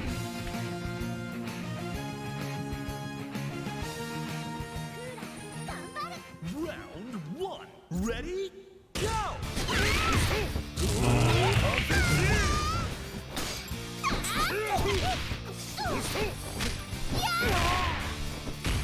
I don't know what I'm doing. I'm clicking all of the wrong things, so I'm not talking about the match. I am not making the prediction work. It is Ingvarr, and it is Air. And this is the first time these two are playing. They were both at versus fighting, but I don't think either of them played the other. Well, let's see how it goes. We've got Yori going into Cooler, K-Jenny. And Air's team is a very strong team. And Ingvarr just not blocking.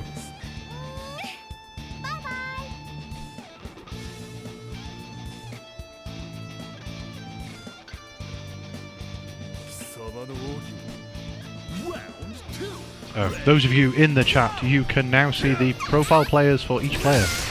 So every time I start a prediction, it'll tell you a bit about each one to help you figure out which one you want to spend your points on.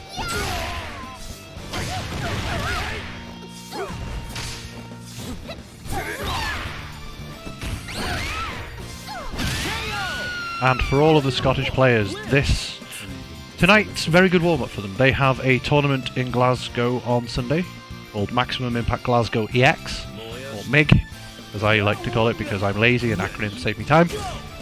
I think all of the Scottish players will have a good warm-up from the sets tonight and the sets they played this week. So I'm expecting on Sunday to watch the stream, cheer everybody on, and hope that I see some good-ass games. I was originally going to be there, but unfortunately I have MRIs that I need to get to. And whilst I've been talking, we've got mid on mid. We got an anti-air DP from Ingvarr. I don't know if that was an anti-air or if he was just doing it, but he did it. But he's not. I wonder. Words are very hard. I've been talking for too long. I wonder how much playing against Kyle earlier has put Ingvarr in the mindset where he's expecting K-Dash to do specific things, but a different player has different habits. But how much is fighting 2 K-Dashes in one day going to go against him? We shall see. And thank you chat for redeeming a posture check. I am standing. I do not need posture check. I'm very good when I stand. I'm just very slovenly when I sit.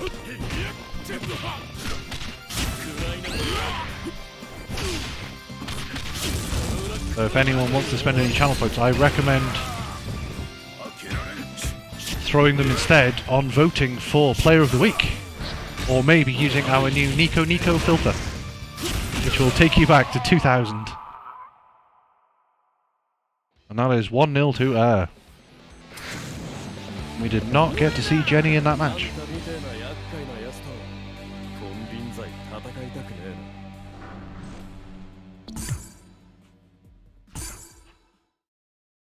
Alright, Ingvarr hit the button straight away.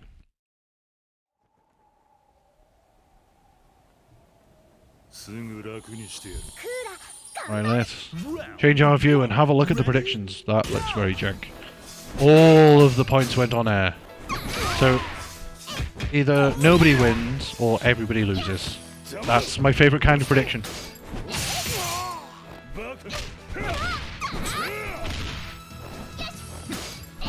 Alright, Iori cooler. I think this matchup's probably not that bad, actually. Because Iori's kind of nice. And Mad Wolf Dynamite with the Chad 5k on the Nico. Thank you. Enjoy your 180p footage.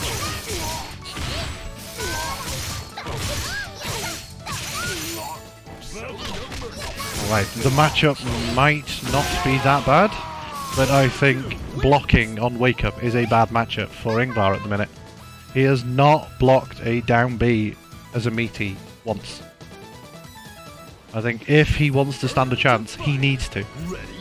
And I'm allowed to be extra critical because he's my local. And he wants my help in getting better, so block. There we go. That was better. But then the overhead came in. That's more like it.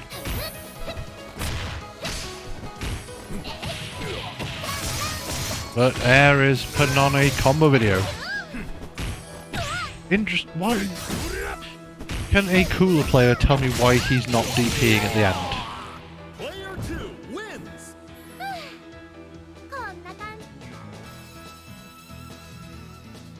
Does it give better Oki because he's doing down B? Does it give more time to press down B? I don't know. If the pressure's better, great. If it doesn't give you anything else, you should definitely be doing the DP. To the slap, into the DP. There we go. And I've got to assume he's pressing a normal, mashing something. He's going to be mashing throw, and he's stunned. He's letting Cooler do this to him.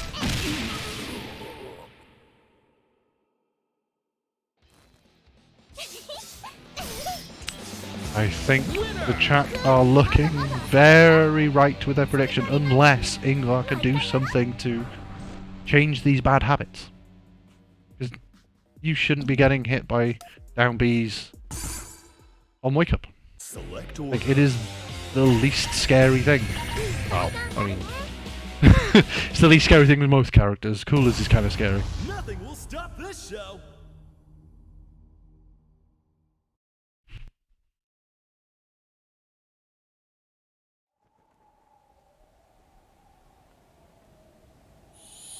Alright. Round 1. Ready? Change in order. Go!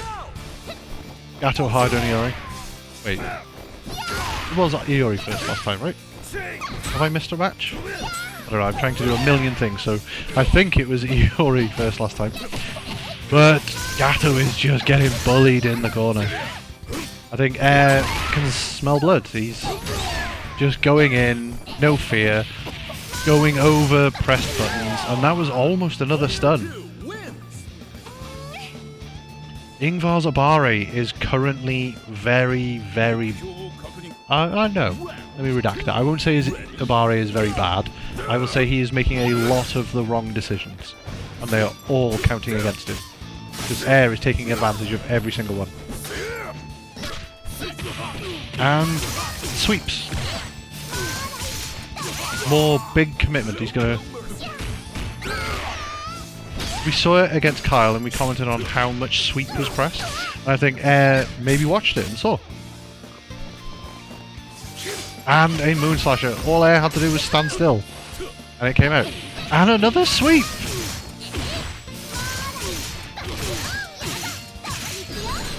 And that is big damage, and Cooler is looking to sweep the team. Even with the execution errors.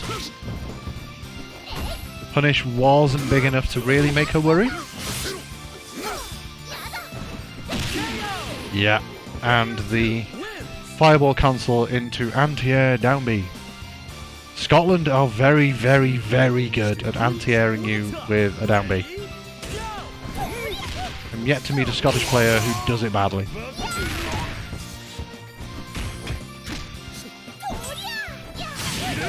But Iori, doing an EXTP, trying for the love of God to prevent the OCV. And trying to skip neutral with the Dragon Punch. But the CD takes it. Let's go. Now, Iori K-Dash. I think we saw this in the first match, but it did not go well. Has Ingvarr got enough knowledge now of Air's habits to be able to do something about it? Or is Air going to let him? It's at times like these that players sort of take their foot off the gas because they think, I got this in the bag, and just lapse a little bit mentally. But I don't think Air's going to let him do that. And maybe miss the minute spike. Looks like Air is dropping an awful lot of combos, and those cool and missed TPs could have just been dropped.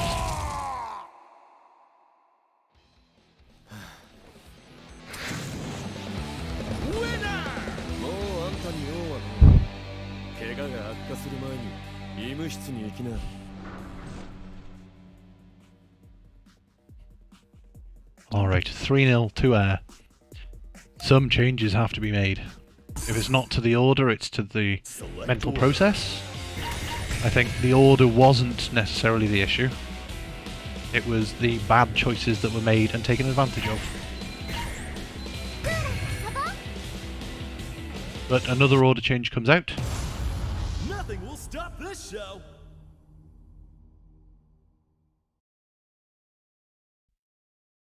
Let's see if Anchor Hayden can change it. As I said earlier, I think Ingvar's not comfortable with where to put Hayden, and it's not a case of he's playing him anywhere, it's that he doesn't know where to play him yet.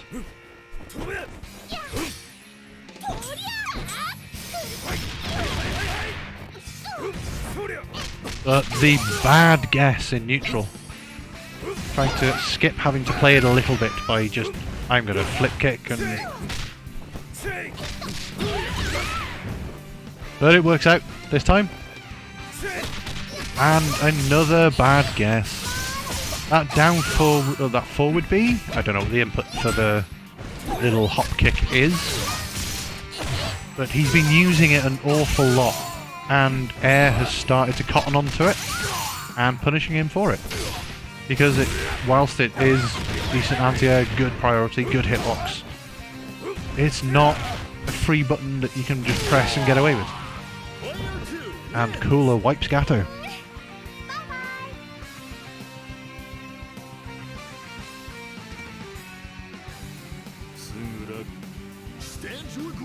Alright, let's see what Iori can do with a bar and a half. He can kill Cooler in one combo though. If he gets a clean hit. I think that's something that Ingvar's been missing for this set, and maybe the Kyle one as well, is a clean hit into good damage. But also mashing throw and wake up is not the one when Cooler's just going to press down B and stun you for it. And that is going to not be stunned. Oh, the mash DP saves his life.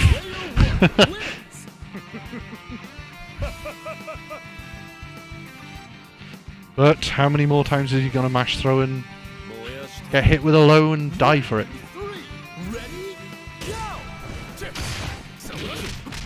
Or not respect safe jumps? Good block, but he was dead.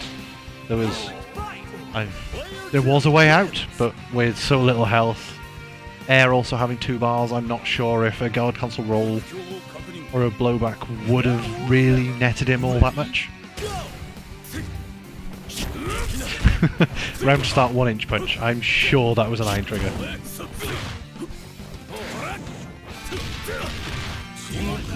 And a stand D or forward B into climax. It was alright. 50% of your health.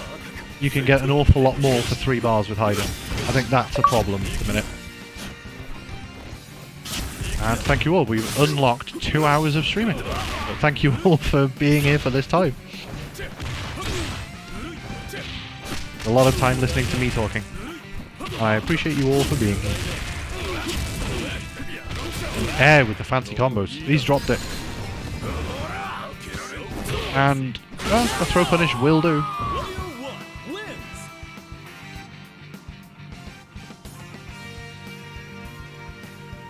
It's very unfortunate for Air to drop that combo though, because that was the end of the game. But his Jenny is strong, so let's see what she can do. Questionable throw range. Fully thrown from a button away. And this is... He's mashing throw again, but it's working this time. I don't think it's intentionally. I think Air's just maybe making a few more mistakes now. But he's got plenty of life, plenty of meter. He can make a few. And Sonic the Hedgehog. I don't know, it's not a great use of meter when you needed it to be able to kill.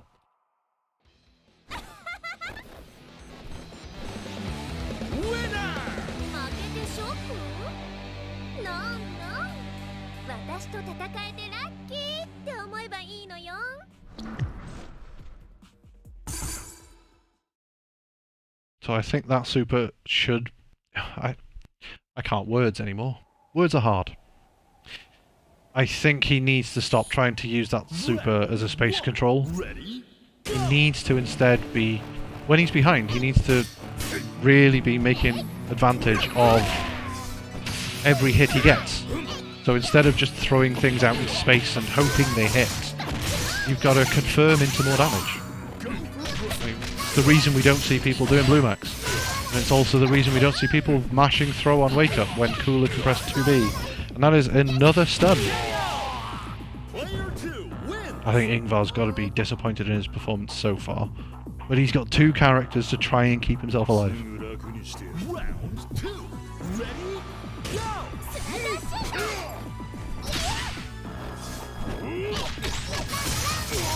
Alright, Cooler opens him up. Bird drops the race spin. And that's going to be good damage into a knockdown. And a setup, but Air showing him the option select on reverse DPs.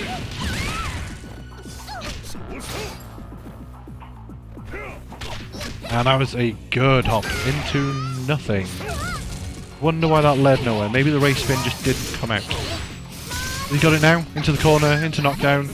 Into more mashed buttons beaten by 2B.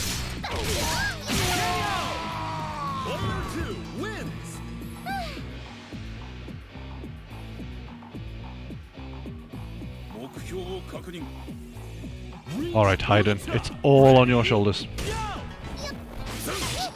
And the gimmicky cross-up does it, but another down B into race spin combo. And he was mashing again, but Air mistimed his combo. Mistimed his meaty. I don't think he's going to do that again. He's going to walk back slightly after the DP and press down B.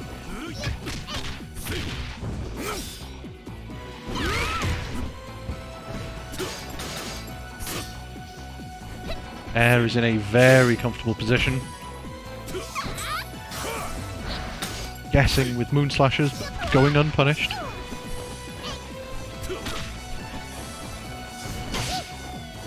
And Air's comfy. So Ingvarr wins the round, he'll get about 250 health back, he'll be on 600-700, but he's got two characters to go through. And Air is sitting on 2.5 bars, so K-Dash can delete Hayden in one clean hit. And that is still something that's been so elusive for Ingvarr. Because pressing these sweeps, mashing these throws, he's missing out on the clean hits into big damage. And that jump jump C into sweep. He got 180 damage, and not a lot of else. I think he needs to start focusing on getting these cleaner hits into more meaningful things. But the climax will do it, leaves him 1 bar. 150 health left, he's gonna want a Stormbringer. He's so far back on health. But he uses a Moon Slasher, leaves himself half a bar, and that's a finish. Yes. I think Air maybe taken his foot off the pedal a little bit. He's 4 games up. Full health Jenny, bar and a half against none. There's only 380 damage to do. He can take those trades all day long.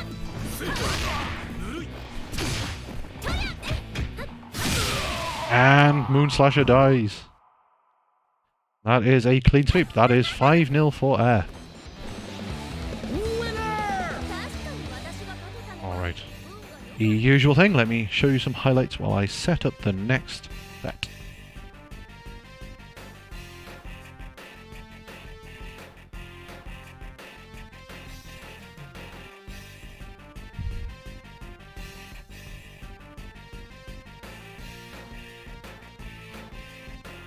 Alright, so we are on to our final set of the evening.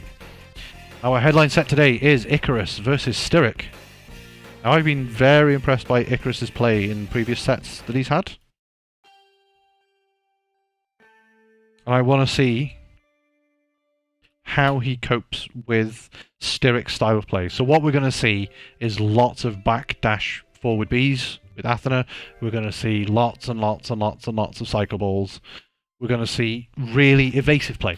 It's going to be run away, not keep away. So Icarus's team might have an issue with it.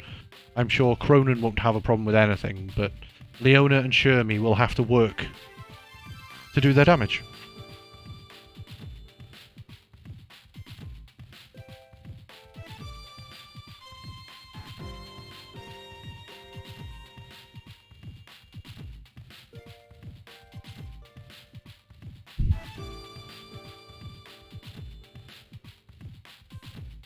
Alright, let's get straight into it.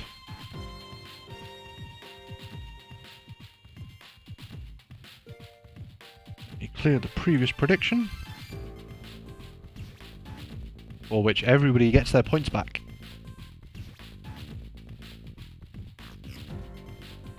Maybe these sets are not so even that people are able to predict more easily. I want to see a good split on this one, because I don't think the ranks at the minute are a good representation in the difference in skill of these two. I think it's going to be a very even set.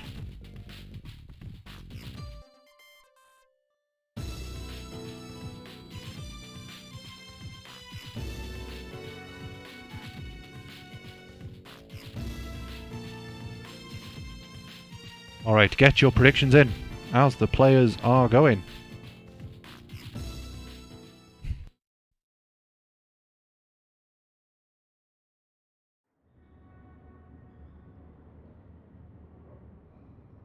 Oh, that was a very, very long black screen.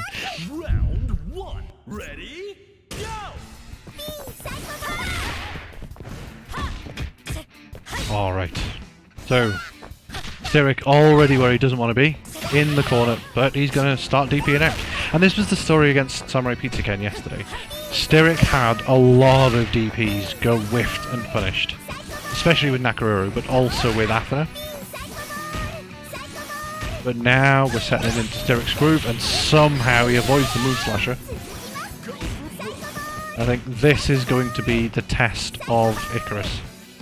If he can get around all of this zoning and get rid of Athena, I think StiRik's Nakaruru isn't quite there yet, so it might open up a far more even matchup. And Shermie certainly has ways around projectiles, but maybe not ways to catch up to her when she's just backdashing full screen. I think what we need to see Icarus doing is accepting the walk back, just walk forward. Let him put himself in the corner, anti-air him when he tries to jump out. If he throws a projectile, he's still putting himself in the corner. That was very unfortunate to miss. And no down C there. Icarus may be getting a little bit frustrated, but we've seen this from Icarus before. Slightly slow start, then he adapts. And certainly an axle kick into DP and level 1 is going to do good damage. And a bad roll. Player 2 wins.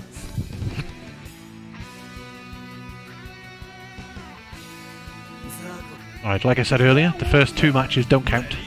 Especially when they're the first of the day. But all of the points, all 10 points, went on StiRik. Nobody believes. Well, we don't have any high-stakes gamblers in this.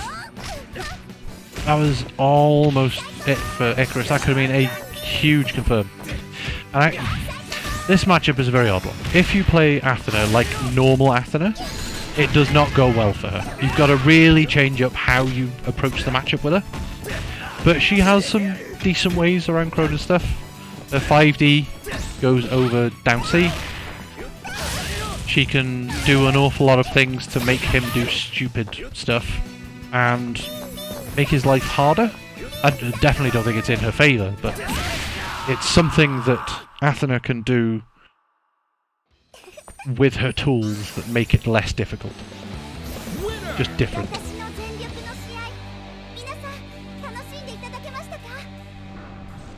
And I say that as a Cronin player that has fought Super 100 bazillion times.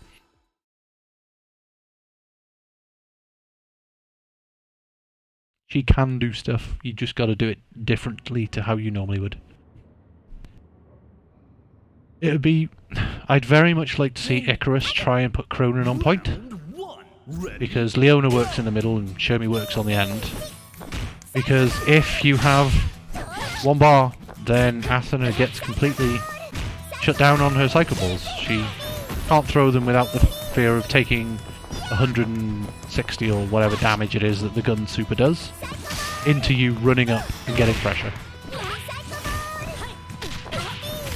But StiRik going in. Does not want to fight Leona.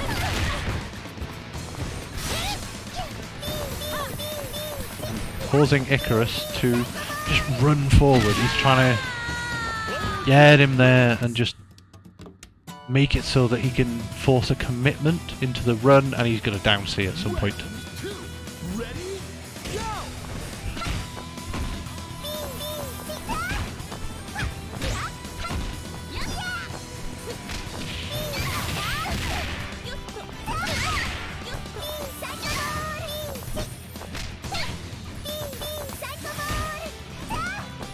Alright, so we're getting hit by the spam again. But here we go. Icarus has started being a bit more patient. And we might see some headway made, but he's not ready for the rollout. Or to anti-air. There we go, good jump. And this is one of the things about Icarus that I really like, is that he starts to find better and better jump timings as sets go on. And that was a good one, he just didn't press the button. And that was a run-up throw from StiRik. Because I know StiRik well.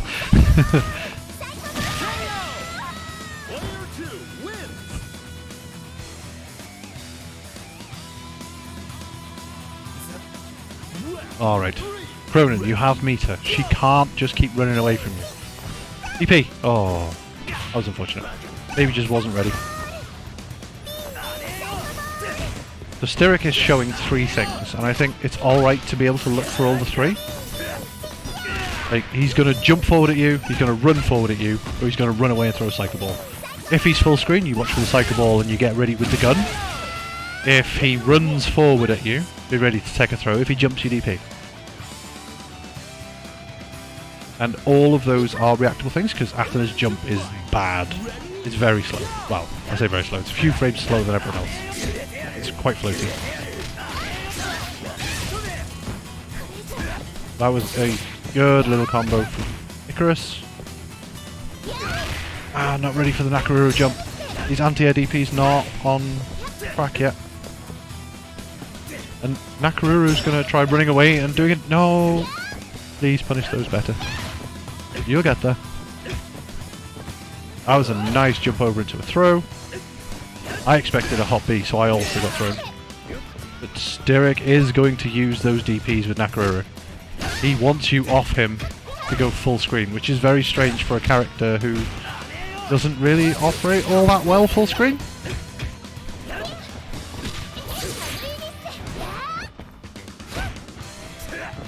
But Nakaruru is lurking very low on health. EX Mamahaha into nothing. And a good read on the fireball then.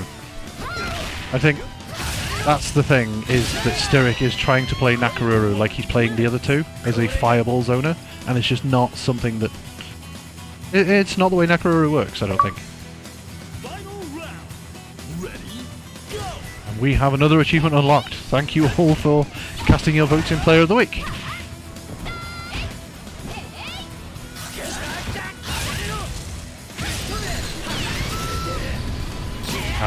If we have a draw at the end, then I will have the deciding vote.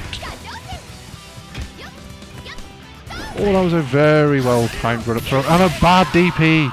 Gives it away to StiRik! Icarus did not want to win, after all of that effort in the run back. Guessed it all wrong on a DP. Such is the Anchor Cronin life. And another reason I think that maybe putting him first might help. I'm very much a fan of Point Cronin. He's very good. He builds lots of meter really quickly. All of his buttons are safe. You don't get to mash DP, but people don't get to get out of your pressure as easily. I think Point Cronin is something that a lot of people overlook.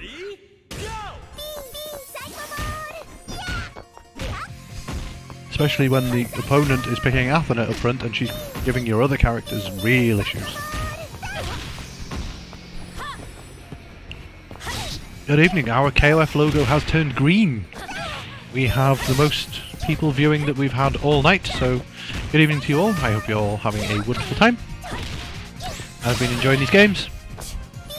This is our final set of the night. And Icarus, the challenge StiRik, but he's starting to slowly make these matches more and more even. And I think the statement in chat is correct, that Icarus is playing on 56k modem. He does just take a bit longer to download his opponent. As we're starting to see it happen, and the safe jump messed up.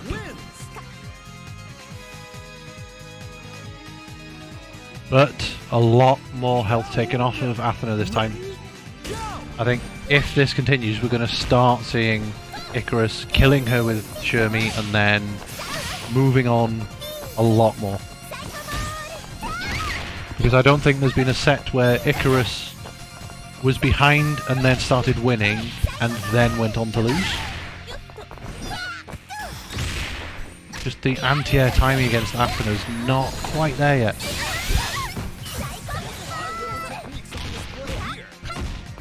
And she's going to try and Psycho Ball.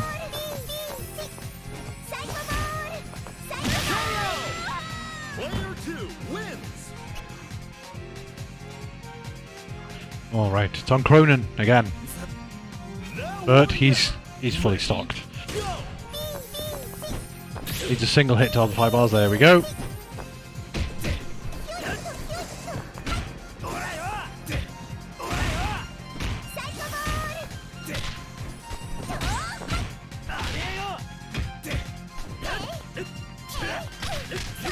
Combo? Yes, yes. Good, confirmed. No, and he drops it! It's a fireball instead of a DP. This is Anchor Cronin you're all used to. You press down B until it hits, and then you just dump the meter and kill people. But he's getting a bit too flustered. He's forgotten that gun exists. That's what it is.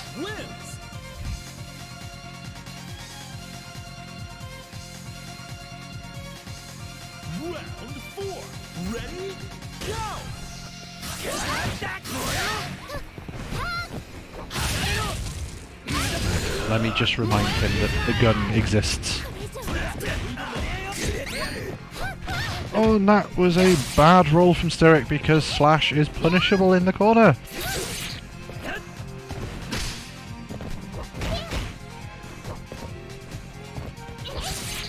Alright, Nakaruru, can you do more than you did last time? You've lost a lot of your health, but you've got to stop going for that Scarf combo from such a far range. That range you've got to do stand A into Slicer. Safe jump. No, just runs up. Nice seeing a Cronin player willing to use the sweep. But a random ass DP from downtown takes it for Nakarura. I mean, Icarus was running, there was not an awful lot he could do other than act, so DP was fast enough to just catch him by surprise. Alright, the order select. What are we going to see? Shermie, Leona, Cronin. Okay. I'm not convinced by Point Shermie yet, because I think you've got to play her a bit differently to be scary. And nobody's shown me that scary Point Shermie yet. She's just more of a worry to me once she has meter. I'm sure she can be good. I'm not saying she is terrible. I haven't seen it yet. Ooh, StiRik going in. He wants to be close to Shermie. Which is a very interesting state of play.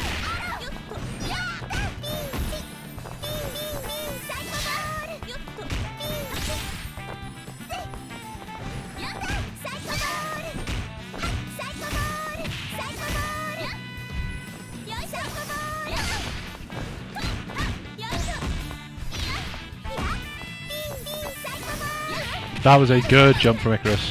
Let's go. One bar. Nope, keeping it. And just runs into the DP. He's eaten a few of those. He should start to recognise that when StiRik gets knocked down, he's going to start DPing. He's eaten enough of them now that it should be seen as a tell.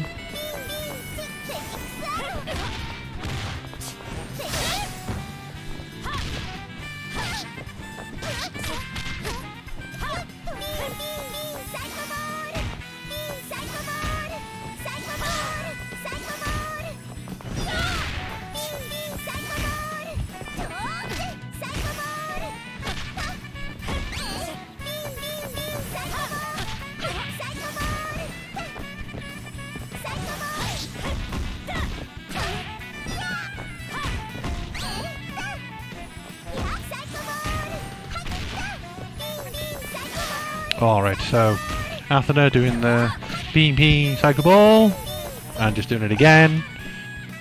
I think this is the story of the set so far. There we go. Good hop. Super. Yes, get rid of it.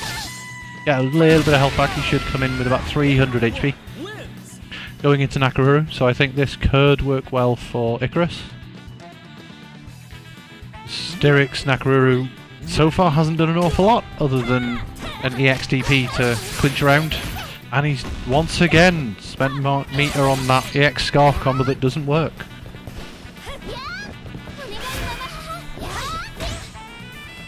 I think that's the thing about StiRik's Nakaruru at the minute, is that he's trying to play her as this keep away zoner, which means she doesn't have damage, but even when he does get the confirmed, he's going into down forward A, into EX Scarf, which just doesn't work mid-screen. I'd like to see him going into EX Slicer, or just normal Slicer, and then Super.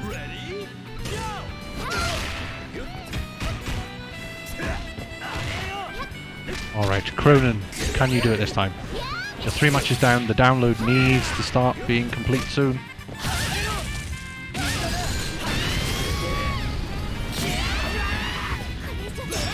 There we go, block the DP. No, he missed it. You gotta use EX there. The light one doesn't move forward. And StiRik again, with the combo that doesn't work. I don't know what he's looking for. Probably something too big brain for a simpleton like me.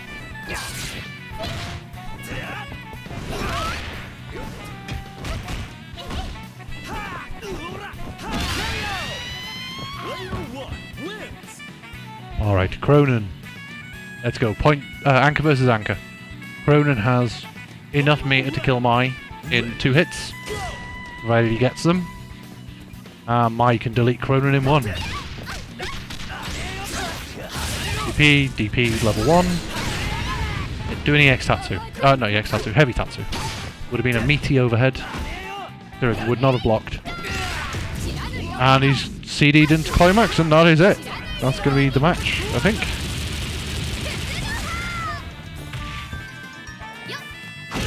Oh, it is not. That did no damage. Why did that do no damage?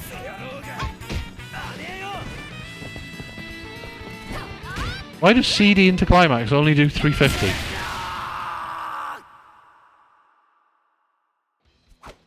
Alright, now, for Icarus, Guile's theme needs to start intensifying.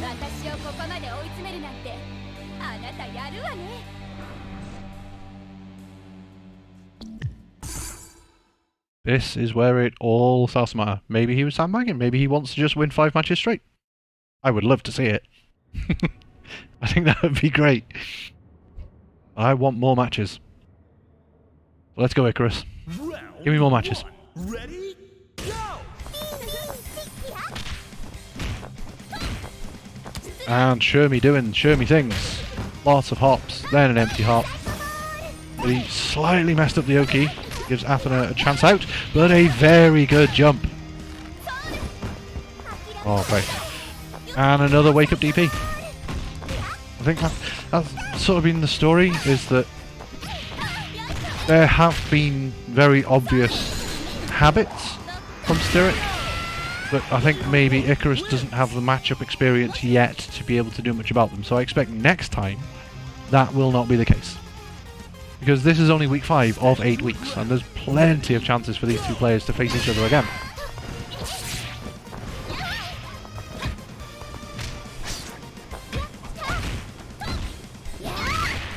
Alright, Shermie Nakaruru, this is a much better start. This is what I want to see. That was an interesting Mama Haha. I think point blank it doesn't even hit. I don't know what that could be. If it was intentional, then I hope he learns from it. But a wake up EX run grab.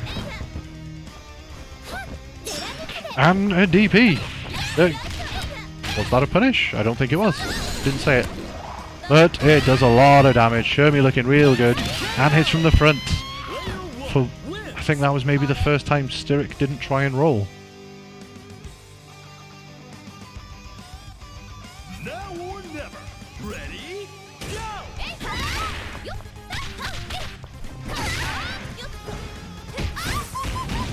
Alright.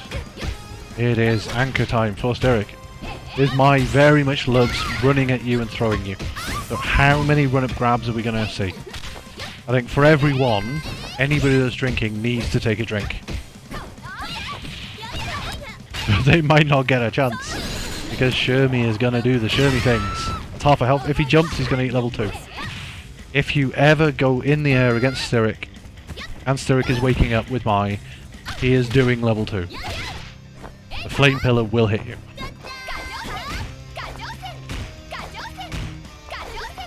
That was a pretty good roll.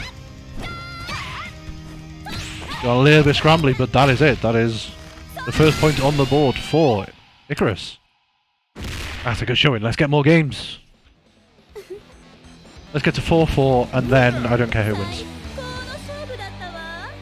A Shermie OCV. After I said she wasn't that good on point. He must have heard me. I think he's sitting in Manchester right now thinking, ah, Finch's prick, let me prove him wrong.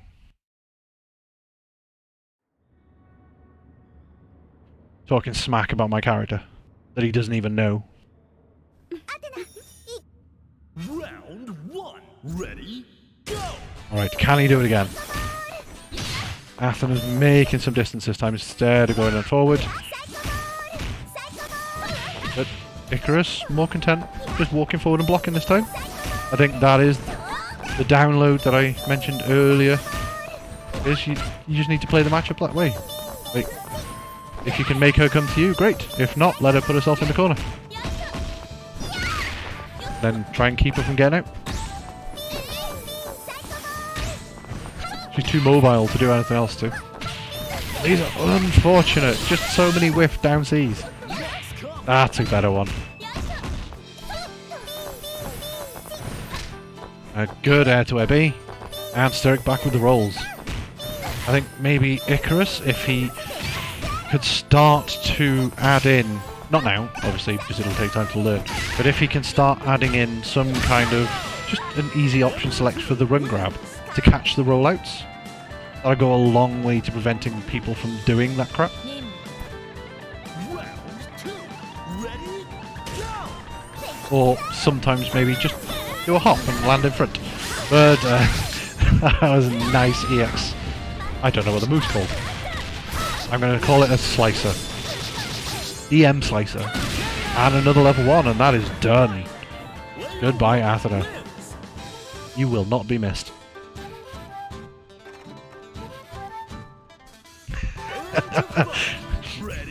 Okay, thanks to the chat, I am now going to read out the Athena inputs. It is bean bean bean bean 7-4. So 7-4 is apparently the cat version of Cycle Ball. I love it. Thanks, Jonster. Thank your cat.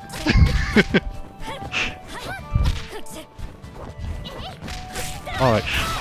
I like how in 4 different blocks, 4 different strings, Icarus has shown us 4 different sets of inputs. Like, so often you'll... words. I can't words anymore. You'll see people that are new to KOF sort of sticking with 1 block string. They will run up, down B, down B, down B. But he's already showing us that he's got the depth of pressure to be able to do lots of different stuff. And I like that. And that is a DP into dead. Oh, he missed it! I'm not sure if that earring was the input for Slasher into Super. But I think that's a wrap. Yep. And Leona now has to go through half health. Oh, not Leona. Mai has to go through half health Leona and Cronin. She's your 4 bars. Can she do it? Oh, really tight.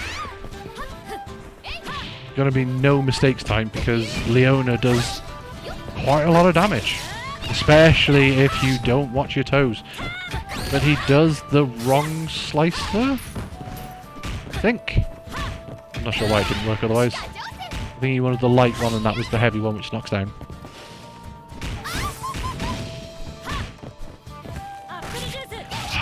I do like these empty hot throws on as cross-ups.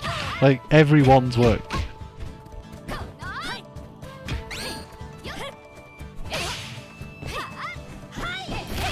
And thank you to Super in the chat for confirming that I got the slashes the wrong way around.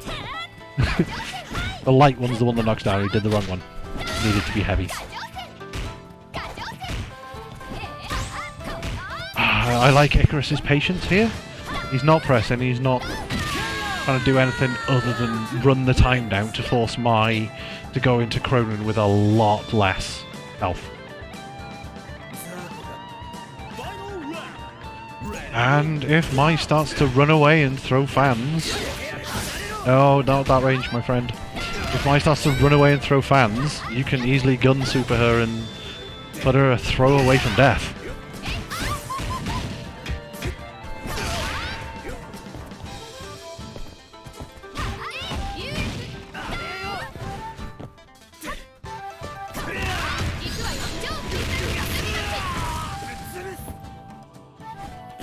But it's close, that was a hell of a cross-up jump D.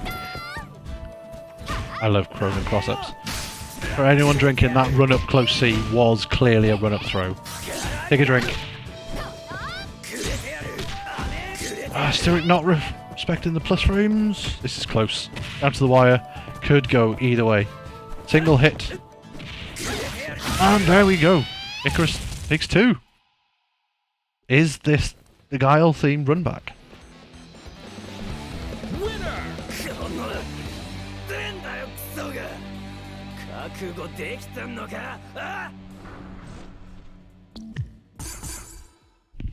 Alright, more games. This is what I want to see.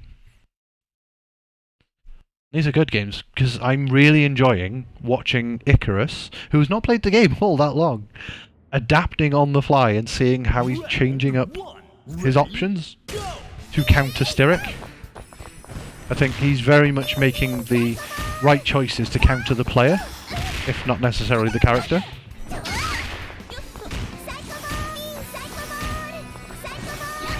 That's a great skill to be able to have. Although down C seems to not work very well against Athena.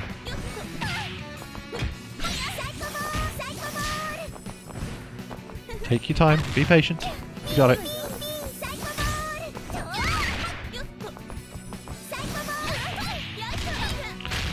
I have had an offer from Super to come on commentary But given that there are potentially one game left, I think it might be over a little bit too soon.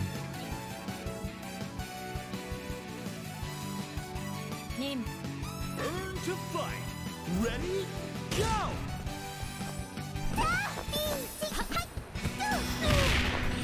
So there is a lot of KOF action happening this weekend. For anybody that is on the Europe time zone, I guess is what I want to say, there is the Ultimate Fighting Arena going on in Paris. The pools for that will be tomorrow. If you haven't seen it already, there was a 6v6 with Team 3NL versus Team Score. That had great players like Christina, or Kurinyanko as she goes by most recently. We had Inferno Kong, we had Fox, we had Score, we had, I don't know if it's Agentati, Hintati, whatever it is. We had Zuni. There's lots of great players that played in that tonight, and you can catch the VODs on Mr. Karate's channel, or Budlan as well. And if you want to watch the pools tomorrow, they will also be on Mr. Karate's channel, so if you give him a follow, you can see them live. And then the top 8 on Sunday will be live on Team Spooky. But back to our match. We have Super Guiles theme needed right now for Icarus, as Cronin is the last hope. And he's baiting the DP, but he's got the jump in, he missed the combo! No, it's going to cost him! But he's alive, he can still do it. Never count out Cronin. And we are there.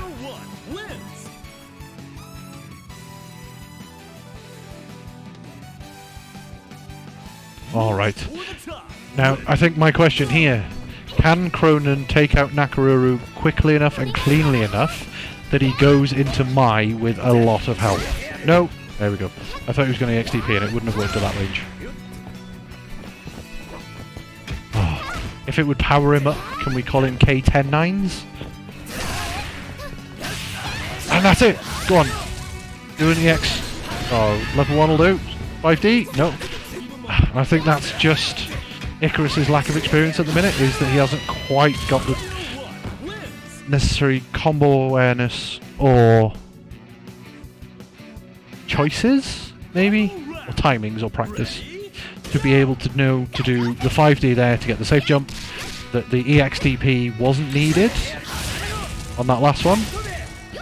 How to end a combo mid-screen if you do the EXDP to keep pressure, especially against characters that are going to want to get full screen. But he's done a really good job of whittling this Mai down very quickly. She's got 2.5 bars. She's going to delete you if she hits you, but you've got enough that you can hurt her. And that's half a bar gone for Mai on nothing. That is not a punish. Oh, but a rogue EX Ryujin.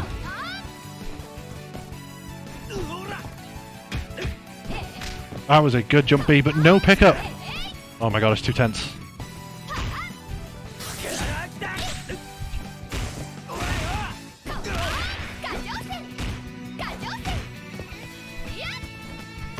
That could have been a DP. My guy, no! StiRik takes it. Oh. I wanted more games, but that was well played by both. If Icarus had the DPs on point, that would have been it. Oh, that is the wrong set. That is going to be playing lots of different... That's going to be Ingvarr versus Air, and then the set I wanted to show the replays of. This is what happens when I have to talk as well as do everything else. The next one will be the correct replay for the set I want. Or it will be now. I don't know. I don't know what I'm doing. It's late. I'm tired. I've been streaming for 2.5 hours and doing all of my own talking.